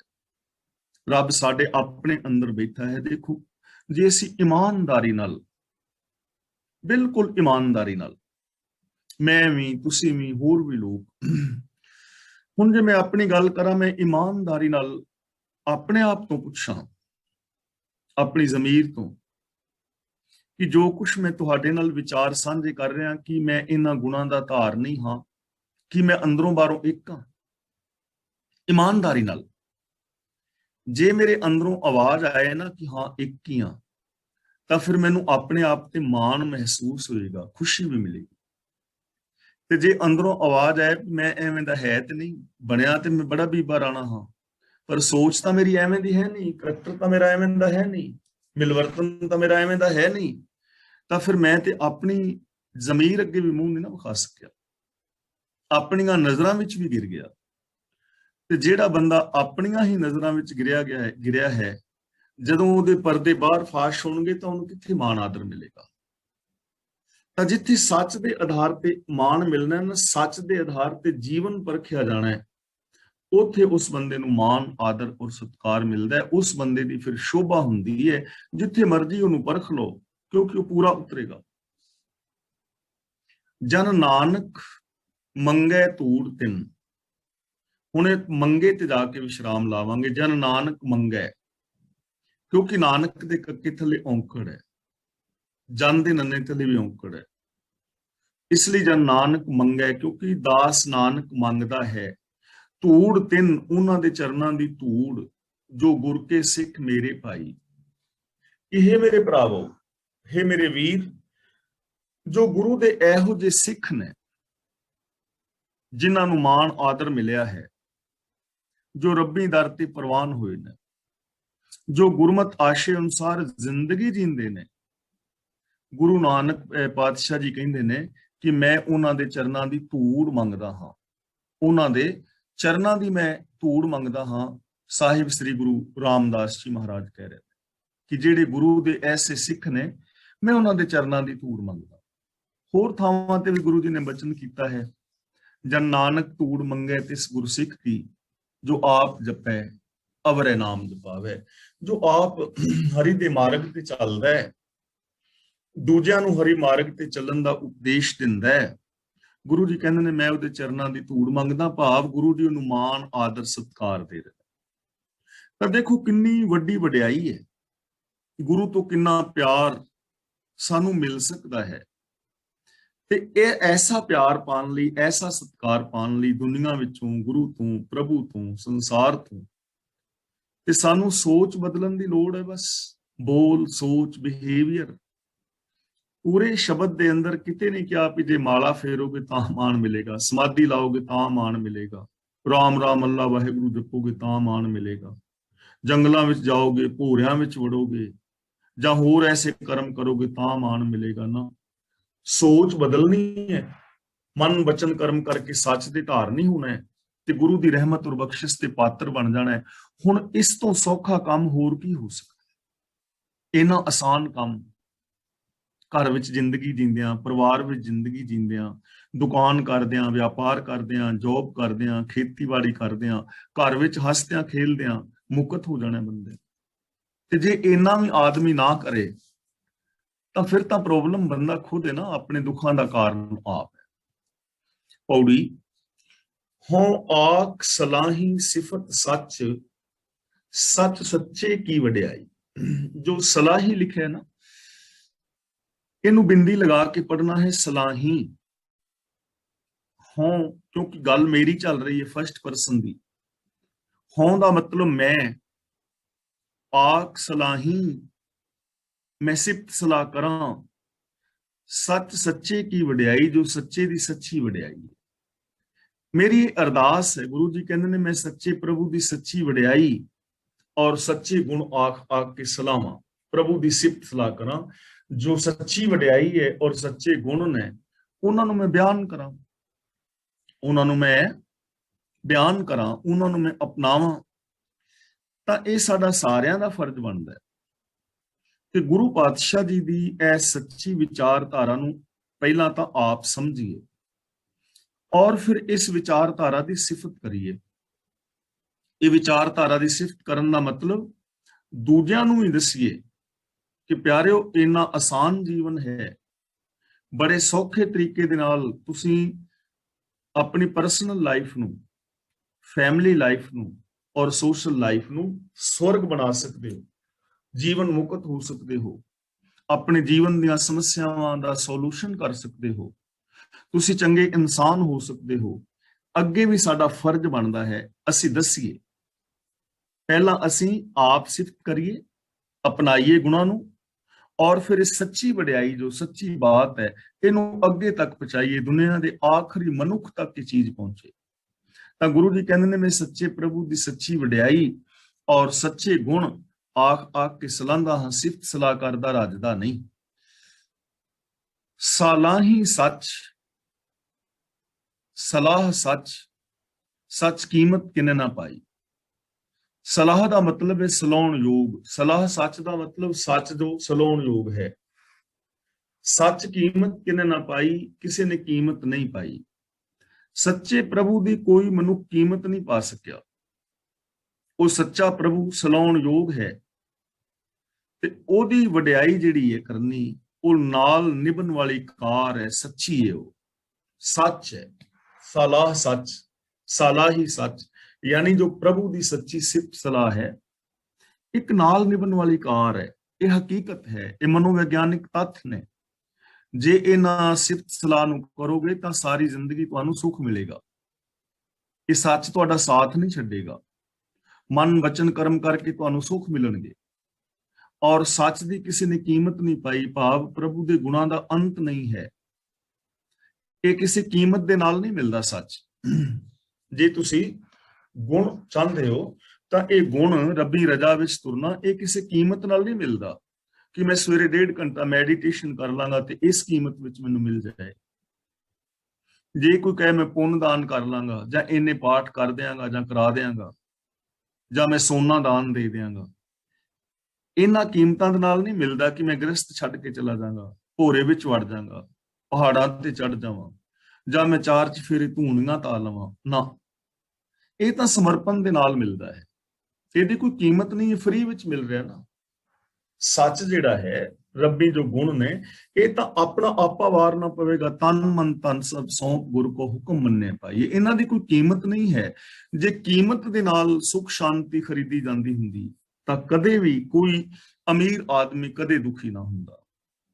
ਜੇ ਤਾਲਮੇਲ ਬਣਦਾ ਨਾ ਪੈਸੇ ਦੇ ਨਾਲ, ਤਾਂ ਦੇਖੋ मैं किसी के परिवारिक दखल अंदाजी नहीं कर रहा, लेकिन एक मिसाल है, बिल गेट्स दुनिया का सब तो अमीर बंदा है, पैसे की तो कोई कमी नहीं है, लेकिन तलाक हो गई ना, तो ਇਹਦਾ मतलब कि प्रेम पैसे नाल नहीं निभदा। हुण पैसा तो बिल गेट्स तो ज्यादा किसी को नहीं है, तो इट मीनस पैसे नाल ये चीज़ां नहीं खरीदियां जांदियां। ये तो समर्पण है, प्रेम तो समर्पण है, अपना आपा वारना है, अपनी मत का त्याग करना है। बेशकीमती ने चीज़ां और ये दातां सानू फ्री दे अंदर मिल रही ने, जे असीं अपनी मत नूं छड्ड के गुरु की मत की धारनी हो रही है। सच सच्चा रस जिनी चखिया से तृप्त रहे आघाई। इत्थे ऐड़े नाल कन्ने की आवाज जरूर आए, अघाए नहीं बोलना, आघाई। सच सच्चा रस जिनी चखिया, जिन्हां ने सच्चे प्रभु का जो गुण ने, उन्हां दा रस जिन्हां ने चखिया है, से तृप्त रहे आघाई। वो माया वालों औगणा वालों तृप्त हो जाते ने, फिर वो माया दे पासे नहीं जाते, औगणा वाले पासे नहीं जाते। ते माया मैं पैसे नूं नहीं कह रहा, माया नूं तुसीं समझदे हो। जिन्हां ने प्रभु दे गुणां दा रस चख लिया ना, वो मुड़ के विकारां दे रसां वल नहीं जाते, पर जाणगे वो नहीं जिन्हां ने रस चखिया है। हुणे रस चखण नूं ते असीं समझदे हां, रोज मैं बेनती कर रहा, मान लो 2-3 सब्जियां बणीਆਂ ने, कड़ी बनी है, दाल बनी है, छोले बने ने। हुण एक ने कड़ी खाधी है, कड़ी नाल रोटी खा रहा है, ते उह तों असीं पुछी पिया काले छोलियां दी सब्जी किवें दी बनी है, उन्हें कहना पता नहीं। ते जे कहिए यार रोटी ते तू खा रहा, वो कहे मैं ते कड़ी नाल खा रहा, मैं ते छोले चखे ही नहीं, कड़ी स्वाद है। ते जे छोले जो खा रहा तो कभी भी आ खीर किवें दी बनी, उन्हें कहना पता नहीं, मैंने ते शुगर है खीर नूं, तो मैं हथ भी नहीं लाता। जिन्हें जिहड़ी चीज खाई है ओहदा ही रस मानेगा ना। इसे तरह जिहड़े रब दे गुण ने, उन्हां दा रस कौन चखेगा? जिन्हां ने उन्हां गुणां नूं इंप्लीमेंट कीता है। उन्हां नूं पता है ना इहदा स्वाद की है, जो प्रेम नाल रह रहे ने। उन्हां नूं पता है कि प्रेम दे नाल रहण दा सुख की है। जो विश्वास के पात्र बने हुए ने, उन्होंने पता है कि विश्वास के पात्र बनने का कितना आनंद है। जो सच बोल रहे ने, उन्होंने पता है कि सच्ची जिंदगी जीने का आनंद की है। इसलिए जेडे फिर इन्हां गुणां नूं चख लैंदे ना, इंप्लीमेंट कर लैंदे ने, और फिर इन्हां गुणां दा जदों सुख मिलदा है, फिर वो विकारां नूं छड्ड दिंदे ने, फिर वो झूठ फरेब इन्हां विकारां दे विच नहीं पैंदे। ਤੇ ਜਿਨ੍ਹਾਂ ਨੂੰ ਫਿਰ ਇਹ ਆਨੰਦ ਆ ਜਾਂਦਾ ਨਾ ਗੁਣਾਂ ਦਾ, ਕਿ ਗੁਣ ਧਾਰਨ ਕਰਨ ਨਾਲ, ਗੁਰੂ ਦੀ ਮੱਤ ਦੇ ਧਾਰਨੀ ਹੋਣ ਦੇ ਨਾਲ ਸੁਖ ਆਨੰਦ ਮਿਲ ਜਾਂਦਾ ਹੈ, ਤਾਂ ਫਿਰ ਉਹ ਵਰਤਨ ਰਾਤੇ ਸਰਾਧ ਤੇ ਆ ਜਿਹੜੇ ਦੂਜੇ ਪਖੰਡ ਨੇ ਧਰਮ ਦੀ ਨਾਮ ਦੇ ਉੱਤੇ ਮਿੱਥੇ ਹੋਏ, ਉਹਨਾਂ ਵੱਲ ਵੀ ਨਹੀਂ ਜਾਂਦੇ। ਉਹਨਾਂ ਦੇ ਸਾਰੇ ਕਰਮ ਛੁੱਟ ਜਾਂਦੇ ਨੇ, ਉਹ ਕੇਵਲ ਸੱਚ ਦਾ ਰਸ ਮਾਣਦੇ, ਆਨੰਦਮਈ ਜ਼ਿੰਦਗੀ ਬਿਤਾਉਂਦੇ ਨੇ। ਇਹ ਹਰ ਰਸ ਸਹੀ ਜਾਣਦੇ, ਜਿਉਂ ਗੂੰਗੇ मिठियाई खाई। इनू एक तो मठियाई नहीं बोलना, मठियाई तां बोलिया जाएगा जे मम्मे दे नाल सिहारी ना होए। मिठियाई ਜਿਵੇਂ ਹਿੰਦੀ ਚ ਬੋਲਦੇ ਨਾ ਮਿਠਾਈ, ਮਿਠਿਆਈ। ਤੇ ਦੂਜਾ ਗੂੰਗੇ ਨਹੀਂ ਬੋਲਣਾ, ਗੱਗੇ ਦੇ ਉੱਤੇ ਦੁਲਾਵਾਂ ਨੇ ਗੂੰਗੈ। ਤੇ ਤੀਜਾ ਜਿਉ ਨਹੀਂ ਬੋਲਣਾ, ਜਿਉ, ਇਹਨੂੰ ਬੋਲਣਾ ਹੈ ਜਿਉ। ਇਹ ਹਰ ਰਸ ਸੇਈ ਜਾਣਦੇ, ਜਿਉ ਗੂੰਗੇ ਗੂੰਗੈ ਮਿਠਿਆਈ ਖਾਈ। ਜਿਵੇਂ ਗੂੰਗਾ ਬੰਦਾ ਮਠਿਆਈ ਤਾਂ ਖਾ ਲੈਂਦਾ, ਉਹਨੂੰ ਉਹ ਸਵਾਦ ਲੱਗਦੀ ਏ, ਉਹਦੇ ਸਵਾਦ ਨੂੰ ਉਹ ਮਾਣਦਾ ਹੈ। ਤੇ ਜੇ ਉਹਨੂੰ ਪੁੱਛੀਏ ਵੀ ਮਠਿਆਈ ਦਾ ਸਵਾਦ ਕੈਸਾ ਹੈ, ਤਾਂ ਥੋੜਾ ਹੱਥ ਏਦਾਂ ਕਰਕੇ ਰੌਲਾ ਪਾਏਗਾ ਜਾਂ ਏਦਾਂ ਕੁਝ ਕਰੇਗਾ, ਐਵੇਂ ਕਰੇਗਾ, ਬੋਲ ਕੇ ਨਹੀਂ ਦੱਸ ਪਾਏਗਾ। ਕਿਉਂ? ਕਿ ਉਹਦੀ ਮਜਬੂਰੀ ਹੈ, ਵਿਚਾਰਾ ਬੋਲ ਨਹੀਂ ਸਕਦਾ, ਮਜਬੂਰੀ ਹੈ। ਜਿਵੇਂ ਗੂੰਗਾ ਮਠਿਆਈ ਤਾਂ ਖਾ ਲੈਂਦਾ ਪਰ ਬੋਲ ਕੇ ਉਹਦਾ ਸਵਾਦ ਦੱਸ ਨਹੀਂ ਨਾ ਸਕਦਾ। ਇਸੇ ਤਰ੍ਹਾਂ ਜਿਨ੍ਹਾਂ ਨੇ ਹਰੀ ਦੇ ਗੁਣਾਂ ਨੂੰ ਇੰਪਲੀਮੈਂਟ ਕੀਤਾ, ਉਹਨਾਂ ਨੇ ਉਹਨਾਂ ਗੁਣਾਂ ਦਾ ਆਨੰਦ ਔਰ ਸੁੱਖ ਮਾਣਿਆ, ਪਰ ਉਹ ਕਿੰਨਾ ਸੁੱਖ ਹੈ ਉਹਨੂੰ ਸ਼ਬਦਾਂ ਰਾਹੀਂ ਬਿਆਨ ਨਹੀਂ ਕਰ ਪਾਉਂਦੇ, ਕਿਉਂਕਿ ਸ਼ਬਦਾਵਲੀ ਹੈ ਹੀ ਨਹੀਂ ਜਿਹਦੇ ਨਾਲ ਬਿਆਨ ਕਰੋ। ਸ਼ਬਦਾਵਲੀ ਨਹੀਂ ਹੈ ਨਾ ਕਿ ਪ੍ਰੇਮ ਕਰਨ ਦੇ ਨਾਲ, ਇੱਕ ਦੂਜੇ ਨਾਲ ਪ੍ਰੇਮ ਨਾਲ ਰਹਿਣ ਦੇ ਨਾਲ ਕਿੰਨਾ ਸੁੱਖ ਮਿਲਦਾ ਹੈ। ਅਸੀਂ ਕਹਾਂਗੇ ਵੀ ਬੜਾ ਸੁੱਖ ਮਿਲਦਾ ਹੈ, ਇਹੀ ਕਹਾਂਗੇ ਨਾ। ਪਰ ਜਿਹੜਾ ਸੁੱਖ ਅਸੀਂ ਮਾਣ ਰਹੇ ਹਾਂ ਉਹ ਅਸੀਂ ਬਿਆਨ ਨਹੀਂ ਕਰ ਸਕਦੇ। ਉਹ ਤਾਂ ਜੇ ਕੋਈ ਦੂਜਾ ਬੰਦਾ ਪ੍ਰੇਮ ਕਰੇਗਾ ਨਾ ਕਿਸੇ ਦੇ ਨਾਲ, ਗੁਰੂ ਨਾਲ, ਪ੍ਰਭੂ ਨਾਲ, ਮਨੁੱਖਤਾ ਨਾਲ, ਫਿਰ ਉਹਨੂੰ ਪ੍ਰੇਮ ਦਾ ਰਸਤਾ ਤਾਂ ਹੀ ਆਏਗਾ ਨਾ ਜੇ ਉਹ ਆਪ ਕਰੇਗਾ। ਤਾਂ ਇੱਥੇ ਪ੍ਰੈਕਟੀਕਲੀ ਕਰਨਾ ਪਵੇਗਾ। ਆਨੰਦ ਉਹ ਮਾਣਦੇ ਨੇ ਪਰ ਉਹਦਾ ਅੰਤ ਨਹੀਂ ਪਾਉਂਦੇ, ਉਹਨੂੰ ਬਿਆਨ ਕਰਕੇ ਦੱਸ ਨਹੀਂ ਪਾਉਂਦੇ। ਗੁਰ ਪੂਰੈ ਹਰ ਪ੍ਰਭ ਸੇਵਿਆ, ਮਨ ਵੱਜੀ ਵਾਧਾਈ। ਇਹਨੂੰ ਵਧਾਈ ਨਹੀਂ ਪੜਨਾ, ਵਾਧਾਈ। ਮੀਨਿੰਗ ਵਧਾਈ ਹੈ, ਵਾਧਾਈ। ਵਾਧਾਈ ਵੱਜਦੀ ਹੈ ਮਤਲਬ ਚੜ੍ਹਦੀ ਕਲਾ ਹੁੰਦੀ ਹੈ, ਖੁਸ਼ੀਆਂ ਹੁੰਦੀਆਂ ਨੇ। ਗੁਰ ਪੂਰੈ ਹਰ ਪ੍ਰਭ ਸੇਵਿਆ, ਪੂਰੇ ਸਤਿਗੁਰੂ ਦੀ ਰਾਹੀਂ। ਦੇਖੋ ਇੱਥੇ ਗੁਰ ਦੇ ਰਾਰੇ ਨਾਲ ਸਿਹਾਰੀ ਹੈ, ਗੁਰੂ ਰਾਹੀਂ, ਗੁਰੂ ਦੇ ਜਰੀਏ। ਪੂਰੇ ਗੁਰ ਪੂਰੈ, ਪੂਰੇ ਗੁਰੂ ਦੀ ਰਾਹੀਂ। ਹਰ ਪ੍ਰਭ ਸੇਵਿਆ, ਜਿਨ੍ਹਾਂ ਨੇ ਪ੍ਰਭੂ ਨੂੰ ਸੇਵਿਆ ਹੈ, ਜੋ ਪ੍ਰਭੂ ਦੇ ਰਜਾ ਵਿੱਚ ਤੁਰੇ ਨੇ। ਮਨ ਵੱਜੀ ਵਾਧਾਈ, ਉਹਨਾਂ ਦੇ ਮਨ ਦੇ ਅੰਦਰ ਵਧਾਈਆਂ ਵੱਜਦੀਆਂ ਨੇ, ਭਾਵ ਉਹਨਾਂ ਦੇ ਮਨ ਦੇ ਅੰਦਰ ਚੜ੍ਹਦੀ ਕਲਾ ਹੁੰਦੀ ਹੈ, ਉਹਨਾਂ ਦੀ ਮਨ ਦੇ ਅੰਦਰ ਖੁਸ਼ੀਆਂ ਖੇੜੇ ਨੇ, ਉਹਨਾਂ ਦੇ ਅੰਦਰ ਸਕਾਰਾਤਮਕ ਸੋਚ ਹੈ, ਉਹਨਾਂ ਦੇ ਅੰਦਰ ਹਮੇਸ਼ਾ ਹਮੇਸ਼ਾ ਖੁਸ਼ੀ ਹੀ ਖੁਸ਼ੀ ਹੈ।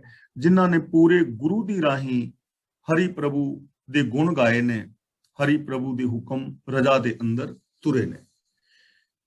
ਤਾਂ ਤੁਸੀਂ ਇੱਕ ਬਹੁਤ ਪਿਆਰੀ ਚੀਜ਼ ਗੁਰਬਾਣੀ ਵਿੱਚ ਵੇਖ ਰਹੇ ਹੋ ਕਿ ਹਰ ਸ਼ਬਦ ਦੇ ਅੰਦਰ ਗੁਰੂ, ਗੁਰਮੁਖ, ਗੁਰਸਿੱਖ, ਸਤਿਗੁਰ, ਸਤਿਗੁਰੂ, ਇਹ ਸ਼ਬਦ ਲਗਾਤਾਰ ਆ ਰਹੇ ਨੇ।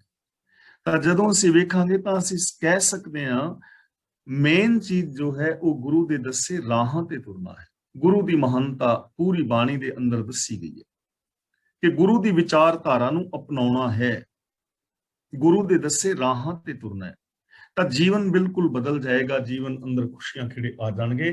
ਤਾਂ ਜਿਨ੍ਹਾਂ ਨੇ ਪੂਰੇ ਗੁਰੂ ਦੀ ਰਾਹੀਂ ਰੱਬੀ ਰਜਾ ਨੂੰ ਸਮਝਿਆ, ਜੋ ਰੱਬੀ ਰਜਾ ਦੇ ਵਿੱਚ ਤੁਰੇ, ਰੱਬੀ ਗੁਣ ਗਾਏ, ਉਹਨਾਂ ਦੇ ਮਨਾਂ ਦੇ ਅੰਦਰ ਖੁਸ਼ੀਆਂ ਖੇੜੇ ਪੈਦਾ ਹੋ। ਸ਼ਲੋਕ ਮਹਿਲਾ ਚੌਥਾ।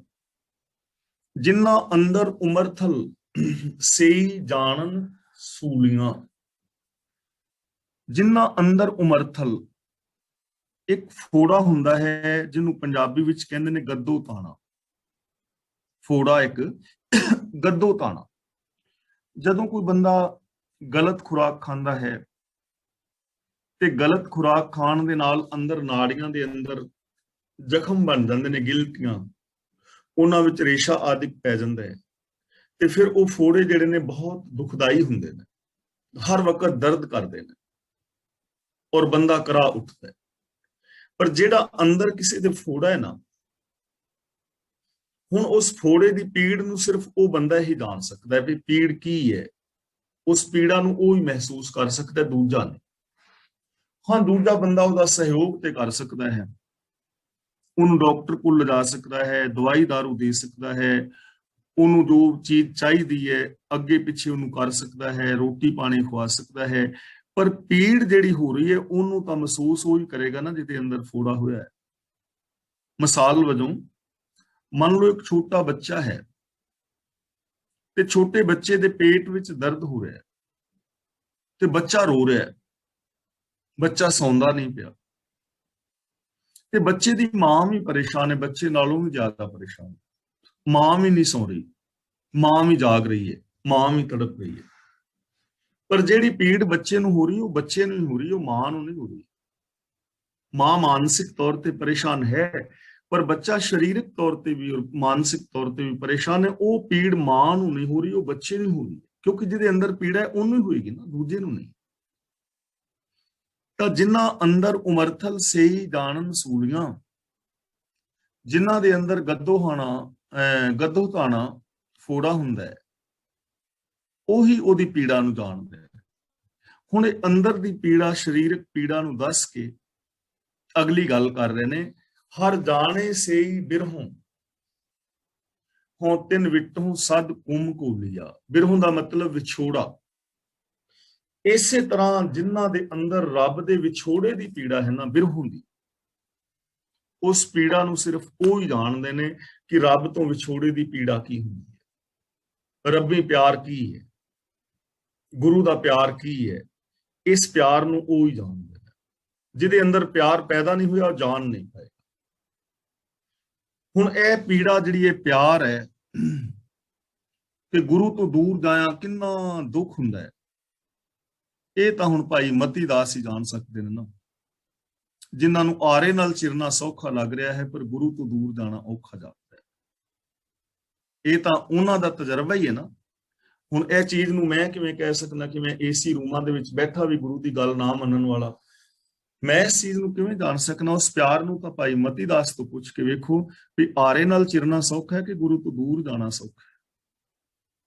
ਭਾਈ ਦਿਆਲੇ ਤੋਂ ਪੁੱਛ ਕੇ ਵੇਖੋ, ਭਾਈ ਸਤੀ ਦਾਸ ਤੋਂ ਪੁੱਛ ਕੇ ਵੇਖੋ, ਇਹ ਉਹਨਾਂ ਬੀਬੀਆਂ ਤੋਂ ਪੁੱਛ ਕੇ ਵੇਖੋ ਜਿਨ੍ਹਾਂ ਨੇ ਆਪਣੇ ਮਾਸੂਮ ਬੱਚਿਆਂ ਦੇ ਟੁਕੜੇ ਕਰਵਾ ਲਏ। ਨੇਜੇ ਦੇ ਅੰਦਰ ਪੁਰਚਾ ਬੱਚਾ ਹੋਵੇ, ਖੂਨ ਦੀਆਂ ਧਾਰਾਂ ਚੱਲ ਰਹੀਆਂ ਹੋਣ, ਬੱਚੇ ਦੀਆਂ ਡਾਡਾਂ ਨਿਕਲ ਰਹੀਆਂ ਹੋਣ, ਤੇ ਮਾਂ ਤਸ ਤੋਂ ਮਸ ਨਾ ਹੋਵੇ, ਸੱਚ ਦੇ ਨਾਲ ਉਹ ਜੁੜੀ ਹੋਵੇ, ਤੇਰਾ ਕੀਆ ਮਿੱਠਾ ਲਾਗੇ ਗਾ ਰਹੀ ਹੋਵੇ। ਇਹ ਤਾਂ ਫਿਰ ਉਸ ਮਾਂ ਨੂੰ ਪਤਾ ਨਾ ਵੀ ਦਰਦ ਕਿੰਨਾ ਕੁ ਹੈ ਗੁਰੂ ਤੋਂ ਦੂਰ ਜਾਣ ਦਾ। ਦੂਜਾ ਨਹੀਂ ਪਛਾਣ ਪਾਏਗਾ। ਜਿਹਦੇ ਅੰਦਰ ਫੋੜਾ ਹੈ, ਪੀੜਾ ਉਹਨੂੰ ਹੋਏਗੀ। ਜਿਹਦੇ ਅੰਦਰ ਪਿਆਰ ਹੈ, ਉਸ ਪਿਆਰ ਦੀ ਕਦਰ ਨੂੰ ਉਹ ਜਾਣੇਗਾ। ਤੇ ਗੁਰੂ ਜੀ ਕਹਿੰਦੇ ਨੇ, ਹੋਂ ਤਿੰਨ ਵਿਟੋਂ ਸਦ ਕੁਮ ਭੁੱਲਿਆ।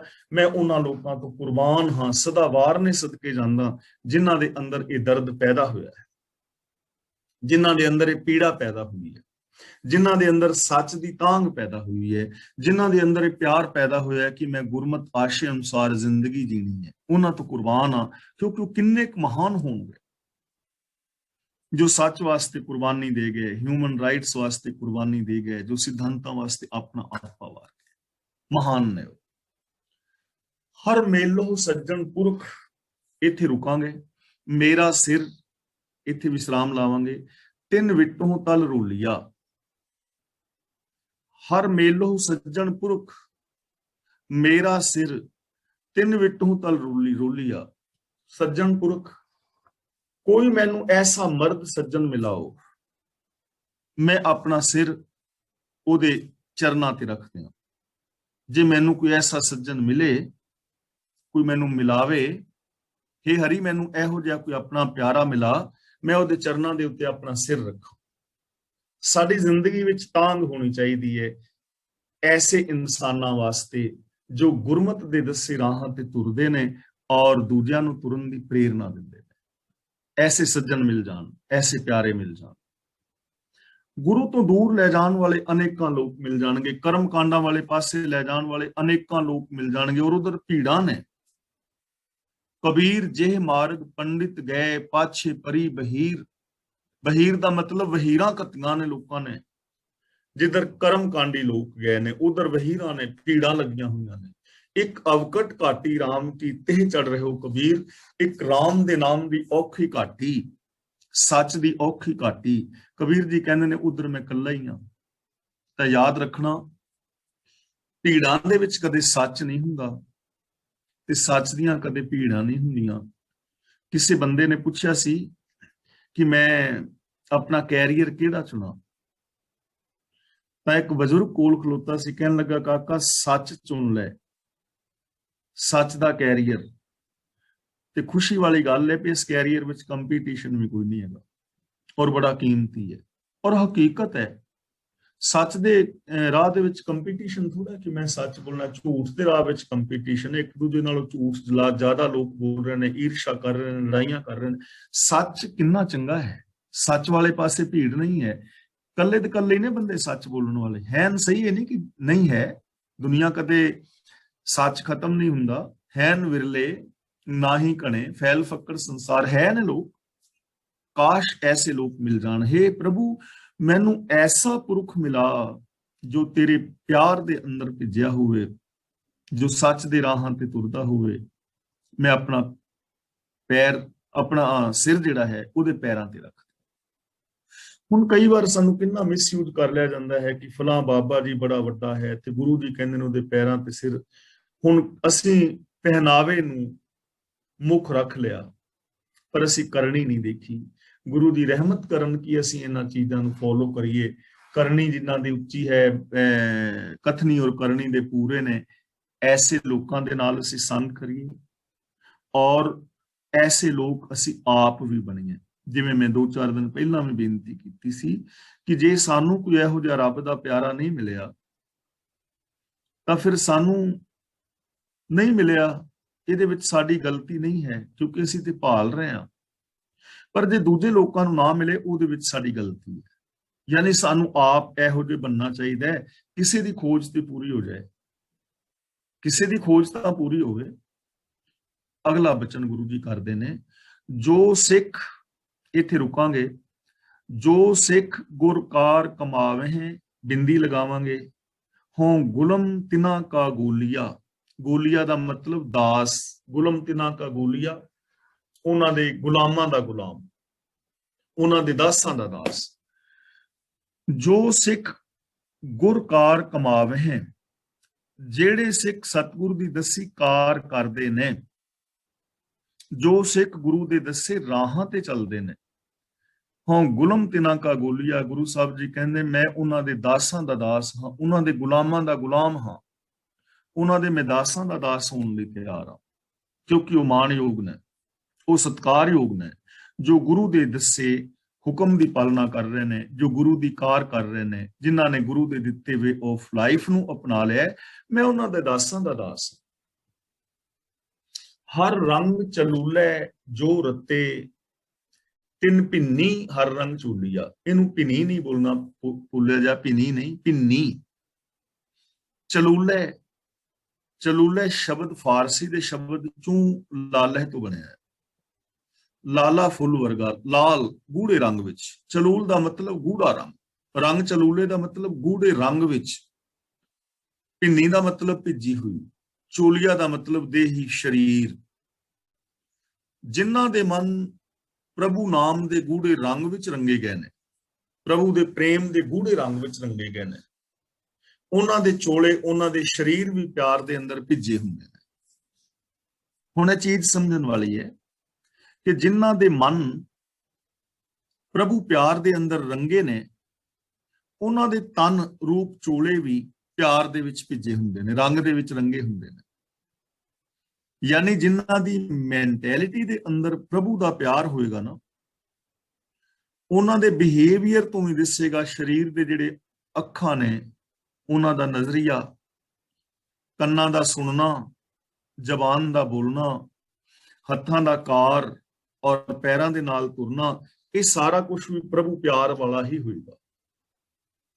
ਤੇ ਜੇ ਬਿਹੇਵੀਅਰ ਦੇ ਅੰਦਰ ਐਸਾ ਕੁਝ ਨਹੀਂ ਹੈ ਤਾਂ ਫਿਰ ਸਮਝ ਲੈਣਾ ਜੋ ਕੁਝ ਬੋਲਿਆ ਜਾ ਰਿਹਾ ਹੈ ਉਹ ਬੇਕਾਰ ਹੈ। ਜੇ ਬਿਹੇਵੀਅਰ ਦੇ ਅੰਦਰ ਸੱਚ, ਪ੍ਰੇਮ, ਦਇਆ ਨਹੀਂ ਹੈ ਤੇ ਬੰਦਾ ਸੱਚ, ਪ੍ਰੇਮ ਦੀਆਂ, ਦਇਆ ਦੀਆਂ ਗੱਲਾਂ ਕਰਦਾ ਹੈ ਤੇ ਸਮਝ ਲਓ ਬਕਵਾਸ ਮਾਰ ਰਿਹਾ, ਉਹਦੇ ਅੰਦਰ ਕੂੜ ਕਪਟ ਭਰਿਆ ਪਿਆ ਹੈ। ਕਿਉਂਕਿ ਬਿਹੇਵੀਅਰ ਦੇ ਅੰਦਰ ਜੋ ਪ੍ਰਗਟ ਹੋ ਰਿਹਾ ਹੈ ਅੰਦਰ ਉਸ ਬੰਦੇ ਦੇ ਉਹ ਹੀ ਹੈ, ਬਿਹੇਵੀਅਰ ਦੇ ਵਿੱਚ ਉਹੀ ਕੁਝ ਪ੍ਰਗਟ ਹੋਏਗਾ। ਇਸ ਲਈ ਗੁਰੂ ਜੀ ਸਾਨੂੰ ਤਸੱਲੀ ਦਿਵਾ ਰਹੇ ਨੇ, ਜਿਸ ਕਰਕੇ ਅਸੀਂ ਧੋਖੇ ਵਿੱਚ ਨਾ ਰਹਿ ਜਾਈਏ, ਕਿ ਜਿਨ੍ਹਾਂ ਦੇ ਮਨ ਪ੍ਰਭੂ ਪ੍ਰੇਮ ਦੇ ਅੰਦਰ ਰੰਗੇ ਜਾਂਦੇ ਨੇ, ਉਹਨਾਂ ਦੇ ਸਰੀਰ ਚੋਲੇ ਵੀ ਪ੍ਰਭੂ ਪ੍ਰੇਮ ਦੇ ਨਾਲ ਭਿੱਜ ਜਾਂਦੇ ਨੇ। ਭਾਵ ਕਿ ਉਹ ਸਰੀਰ ਕਰਕੇ, ਬਿਹੇਵੀਅਰ ਕਰਕੇ ਵੀ ਚੰਗਾ ਸ਼ੁਭ ਆਪਣਾ ਆਚਰਨ ਔਰ ਆਦਰਸ਼ ਔਰ ਵਿਹਾਰ ਬਣਾਉਂਦੇ ਨੇ। ਕਰ ਕਿਰਪਾ ਨਾਨਕ ਮੇਲ, ਇੱਥੇ ਵਿਸਰਾਮ ਲਗਾਵਾਂਗੇ। ਗੁਰ ਪਹਿ, ਇੱਥੇ ਵਿਸਰਾਮ ਲਾਵਾਂਗੇ। ਸਿਰ ਵੇਚਿਆ ਮੂਲੀਆ, ਇਹਨੂੰ ਮੂਲੀਆਂ ਬਿੰਦੀ ਲਾ ਕੇ ਨਹੀਂ ਪੜਾਂਗੇ, ਮੂਲੀਆ, ਮੂਲੀਆ ਦਾ ਮਤਲਬ ਮੁੱਲ। ਕਰ ਕਿਰਪਾ ਨਾਨਕ ਮੇਲ, ਗੁਰ ਪਹਿ ਸਿਰ ਵੇਚਿਆ ਮੂਲੀਆ। ਗੁਰੂ ਜੀ ਕਹਿੰਦੇ ਨੇ ਉਹਨਾਂ ਨੂੰ ਪ੍ਰਭੂ ਨੇ ਕਿਰਪਾ ਕਰਕੇ ਗੁਰੂ ਨਾਲ ਮਿਲਾਇਆ ਹੈ, ਗੁਰੂ ਦੇ ਮੇਲ ਵਿੱਚ ਮਿਲਾਇਆ ਹੈ, ਤੇ ਉਹਨਾਂ ਨੇ ਆਪਣਾ ਸਿਰ ਗੁਰੂ ਅੱਗੇ ਵੇਚ ਦਿੱਤਾ ਹੈ। ਜਿਨ੍ਹਾਂ ਨੂੰ ਰਹਿਮਤ ਕਰਕੇ ਗੁਰੂ ਦੇ ਨਾਲ ਪ੍ਰਭੂ ਨੇ ਮਿਲਾ ਦਿੱਤਾ ਹੈ ਨਾ, ਉਹਨਾਂ ਦੀ ਨਿਸ਼ਾਨੀ ਕੀ ਹੈ? ਉਹਨਾਂ ਦੀ ਨਿਸ਼ਾਨੀ ਇਹ ਹੈ ਕਿ ਉਹਨਾਂ ਨੇ ਆਪਣਾ ਸਿਰ ਗੁਰੂ ਦੇ ਅੱਗੇ ਮੁੱਲ ਵੇਚ ਦਿੱਤਾ ਹੈ। ਤੇ ਇੱਕ ਗੱਲ ਯਾਦ ਰੱਖਣ ਵਾਲੀ ਹੈ ਕਿ ਜਿਹੜੀ ਚੀਜ਼ ਅਸੀਂ ਵੇਚ ਦਿੰਨੇ ਆ, ਉਹਦੇ ਤੇ ਫਿਰ ਸਾਡਾ ਕੋਈ ਅਧਿਕਾਰ, ਕੋਈ ਕਬਜ਼ਾ ਨਹੀਂ ਰਹਿੰਦਾ, ਸਾਡਾ ਕੋਈ ਹੱਕ ਨਹੀਂ ਰਹਿੰਦਾ। ਉਹ ਜਿਹੜੇ ਬੰਦੇ ਨੇ ਖਰੀਦੀ ਹੁੰਦੀ ਹੈ, ਉਹਦੇ ਤੇ ਉਹਦਾ ਹੱਕ ਹੁੰਦਾ ਹੈ, ਜਿਵੇਂ ਉਹ ਚਾਹੇ ਉਹਨੂੰ ਵਰਤੇ।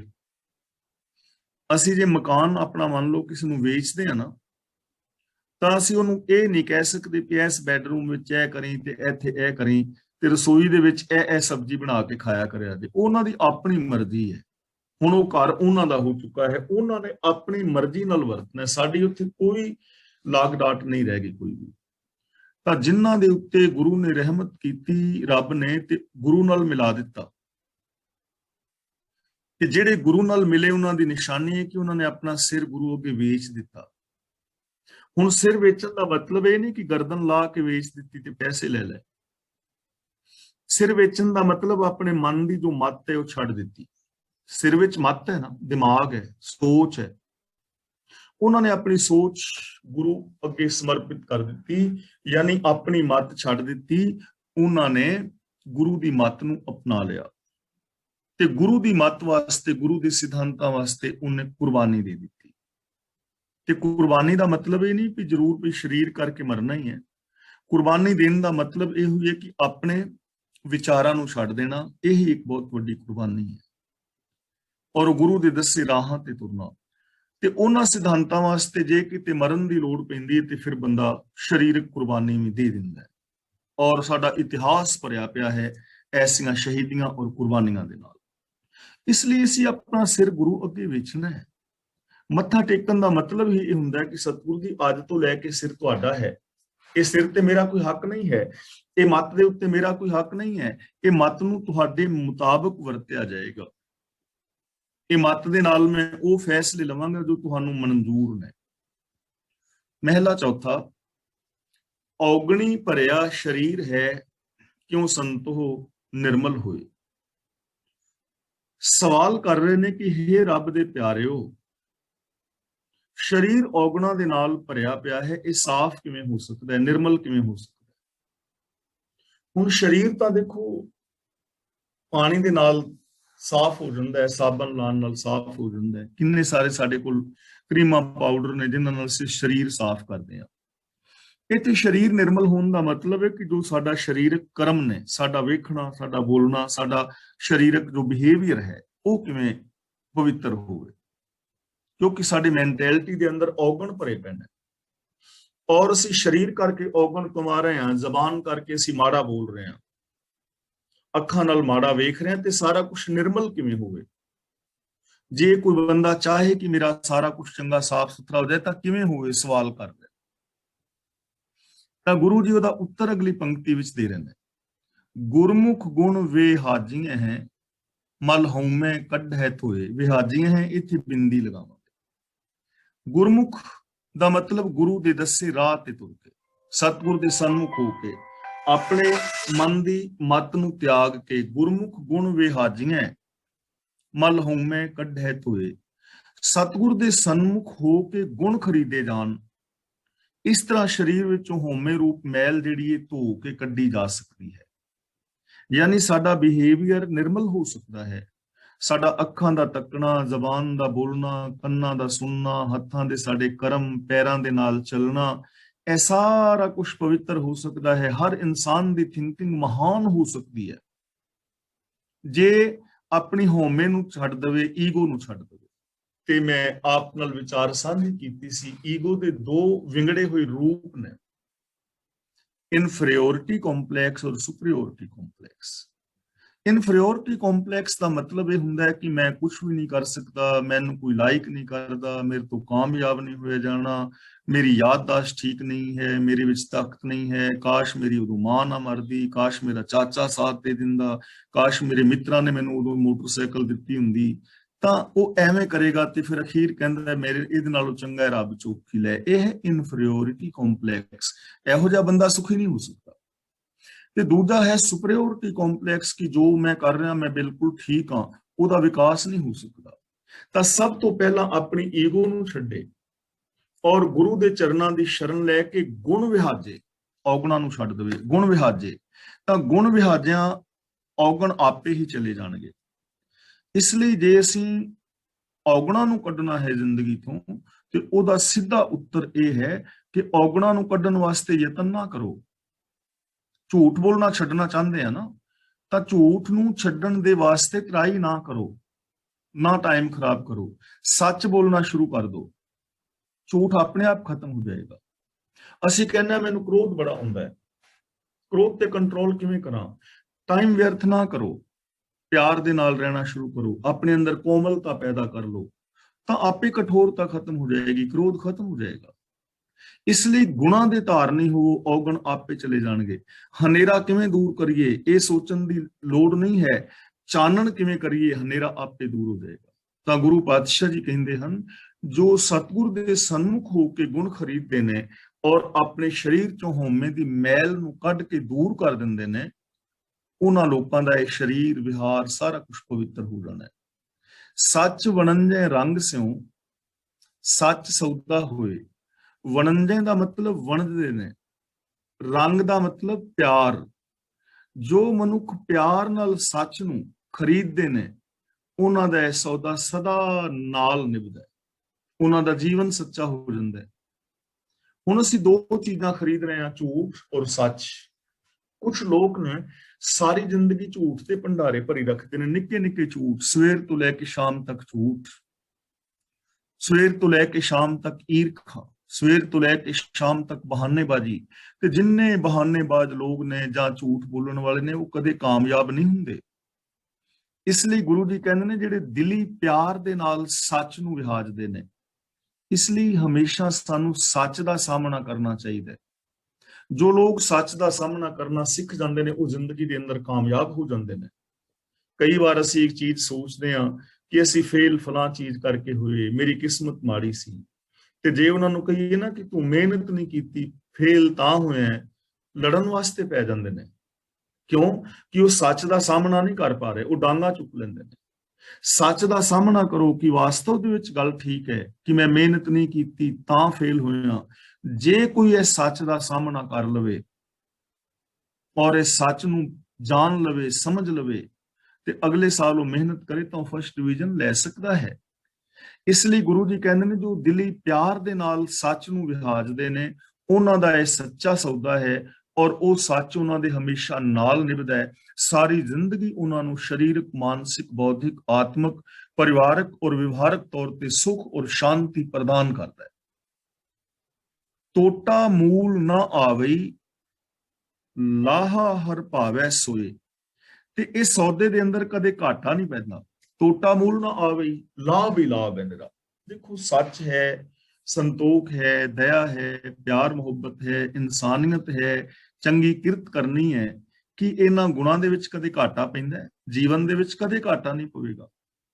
ਲਾਹਾ ਹਰ ਭਾਵੈ ਸੋਏ, ਤੇ ਇਹਦੇ ਵਿੱਚੋਂ ਲਾਭ ਕੀ ਮਿਲੇਗਾ? ਹਰ ਭਾਵੈ ਸੋਏ, ਉਹ ਬੰਦਾ ਰੱਬ ਨੂੰ ਵੀ ਪਿਆਰਾ ਲੱਗੇਗਾ। ਪਹਿਲੀ ਗੱਲ ਤੇ ਘਾਟਾ ਨਹੀਂ ਪੈਣਾ, ਲਾਭ ਹੀ ਲਾਭ ਹੈ। ਤੇ ਦੂਜੀ ਗੱਲ ਕਿ ਰੱਬ ਨੂੰ ਵੀ ਪਿਆਰਾ ਲੱਗੇਗਾ, ਰੱਬ ਦਾ ਵੀ ਪਿਆਰ ਮਿਲੇਗਾ, ਆਪਣੇ ਅੰਦਰੋਂ ਵੀ ਮਾਣ ਮਿਲੇਗਾ, ਸੰਸਾਰ ਤੋਂ ਵੀ ਸ਼ੋਭਾ ਮਿਲੇਗੀ।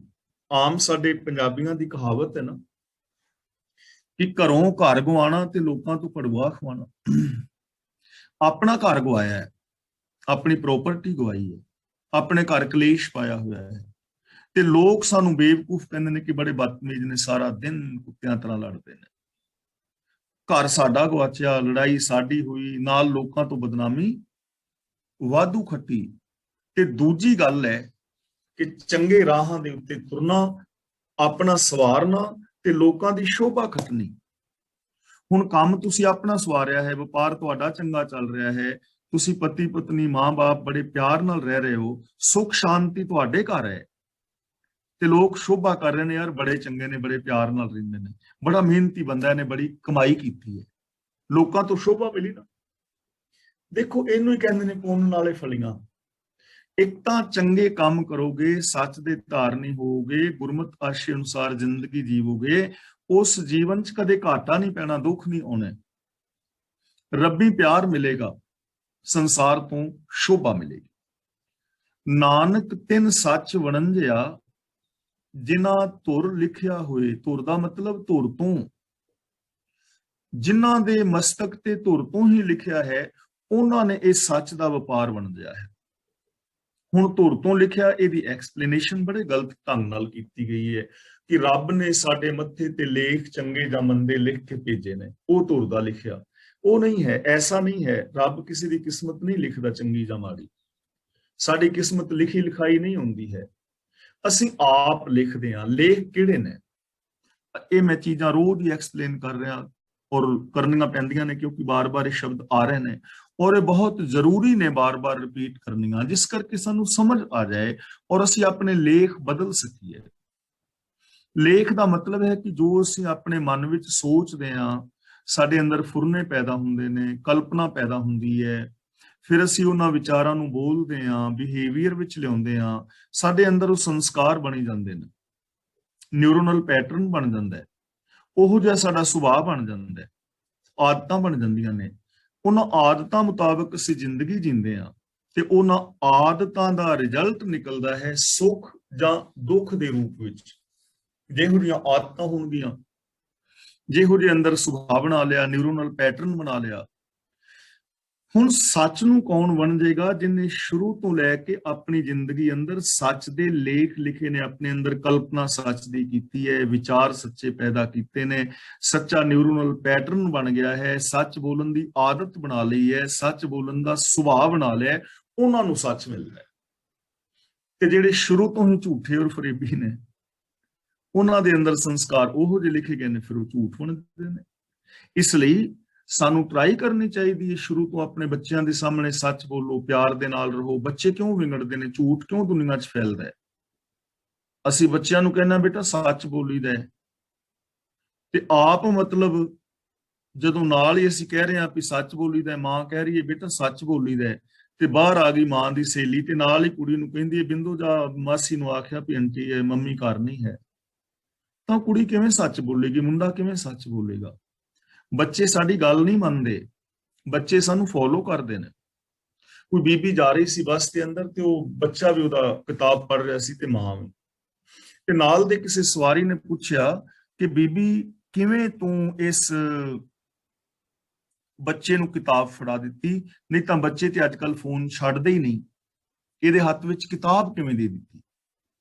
ਤੇ ਮਾਂ ਕਹਿਣ ਲੱਗੀ ਬੀਬੀ ਬੱਚੇ ਸਾਡੀ ਗੱਲ ਮੰਨਦੇ ਨਹੀਂ, ਬੱਚੇ ਸਾਨੂੰ ਫੋਲੋ ਕਰਦੇ ਨੇ, ਜੋ ਅਸੀਂ ਕਰਦੇ ਆ ਉਹ ਕਰਦੇ ਨੇ। ਮੈਂ ਕਿਤਾਬਾਂ ਪੜ੍ਹਦੀਆਂ ਤੇ ਵੀ ਕਿਤਾਬ ਪੜ੍ਹਦਾ, ਮੈਂ ਕਦੀ ਫੋਨ ਨੂੰ ਹੱਥ ਹੀ ਨਹੀਂ ਲਾਇਆ। ਤਾਂ ਨਾਨਕ ਤਿੰਨ ਸੱਚ ਵਣੰਜਿਆ ਜਿਨ੍ਹਾਂ ਤੁਰ ਲਿਖਿਆ ਪ੍ਰਾਪਤ ਹੋਏ। ਪੌੜੀ ਸਾਲਾਹੀ ਸੱਚ ਸਾਲਾਹਣਾ, ਸੱਚ ਸੱਚਾ ਪੁਰਖ ਨਿਰਾਲੇ। ਜੋ ਨਿਰਾਲਾ ਪੁਰਖ ਸੱਚਾ ਹਰੀ ਹੈ, ਉਹ ਸੱਚੇ ਦੀ ਮੈਂ ਸਿਫਤ ਸਲਾਹ ਕਰਾਂ ਤੇ ਉਹਦੀ ਸਿਫਤ ਸਲਾਹ ਕੀਤੀ ਹੋਈ ਜਿਹੜੀ ਹੈ ਨਾ ਨਾਲ ਨਿਭਦੀ ਹੈ। ਨਿਰਾਲੇ ਦਾ ਮਤਲਬ ਨਿਰਾਲਾ, ਨਿਰਲੇਪ। ਮੈਂ ਉਹਦੀ ਸਿਫਤ ਸਲਾਹ ਕਰਾਂ, ਉਹਦੀ ਸਿਫਤ ਸਲਾਹ, ਉਹਦੇ ਗੁਣ ਗਾਏ ਨਾਲ ਨਿਭਦੇ ਨੇ। ਸੱਚ ਸੇਵੀ ਸੱਚ ਮਨ ਵਸੈ, ਸੱਚ ਸੱਚਾ ਹਰ ਰਖਵਾਲੇ। ਜੋ ਸੱਚਾ ਹਰੀ ਸਭ ਦਾ ਰਾਖਾ ਹੈ, ਸੱਚਾ ਹਰ ਰਖਵਾਲੇ, ਜੋ ਸੱਚੀ ਮੁੱਚੀ ਸਾਰਿਆਂ ਦਾ ਰਾਖਾ ਹੈ। ਸੱਚ ਸੇਵੀ, ਮੈਂ ਉਹਦੀ ਸੇਵਾ ਕਰਾਂ, ਉਹਦੀ ਰਜ਼ਾ ਵਿੱਚ ਤੁਰਾਂ। ਸੱਚ ਮਨ ਵਸੈ, ਤੇ ਉਹ ਸੱਚਾ ਮੇਰੇ ਮਨ ਦੇ ਅੰਦਰ ਵਸਿਆ ਰਹੇ। ਮੇਰਾ ਇਹ ਚਿੱਤ ਚਾਹੁੰਦਾ ਹੈ ਕਿ ਮੈਂ ਸੱਚੇ ਪ੍ਰਭੂ ਨੂੰ ਆਪਣੇ ਮਨ ਵਿੱਚ ਵਸਾਵਾਂ, ਸੱਚੇ ਪ੍ਰਭੂ ਦੀ ਰਜ਼ਾ ਦੇ ਵਿੱਚ ਤੁਰਾਂ, ਜਿਹੜਾ ਸੱਚਾ ਸਾਰਿਆਂ ਦਾ ਰਾਖਾ ਹੈ। ਸੱਚ ਸੱਚਾ ਜਿਨੀ ਅਰਾਧਿਆ ਸੇ ਜਾਏ ਰਲੇ ਸੱਚ ਨਾਲੇ। ਸੱਚ ਸੱਚਾ ਦਾ ਮਤਲਬ ਸੱਚੀ ਮੁੱਚੀ, ਸੱਚਮੁੱਚ ਜਿਨ੍ਹਾਂ ਨੇ ਸੱਚੇ ਦੀ ਆਰਾਧਨਾ ਕੀਤੀ ਹੈ ਮਨ ਵਚਨ ਕਰਮ ਕਰਕੇ, ਸੇ ਜਾਏ ਰਲੇ ਸੱਚ ਨਾਲੇ, ਉਹ ਸੱਚ ਦੇ ਨਾਲ ਹੀ ਰਲ ਗਏ ਨੇ, ਰੱਬ ਦੇ ਵਿੱਚ ਮਿਲ ਕੇ ਰੱਬ ਦਾ ਰੂਪ ਹੀ ਹੋ ਗਏ ਨੇ। ਸੱਚ ਸੱਚਾ ਜਿਨੀ ਨਾ ਸੇਵਿਆ, ਸੇ ਮਨਮੁਖ ਮੂੜ ਬੇਤਾਲੇ। ਬੇਤਾਲੇ ਦਾ ਮਤਲਬ ਭੂਤ ਨੇ, ਮਨਮੁਖ ਦਾ ਮਤਲਬ ਆਪ ਹੁਦਰੇ।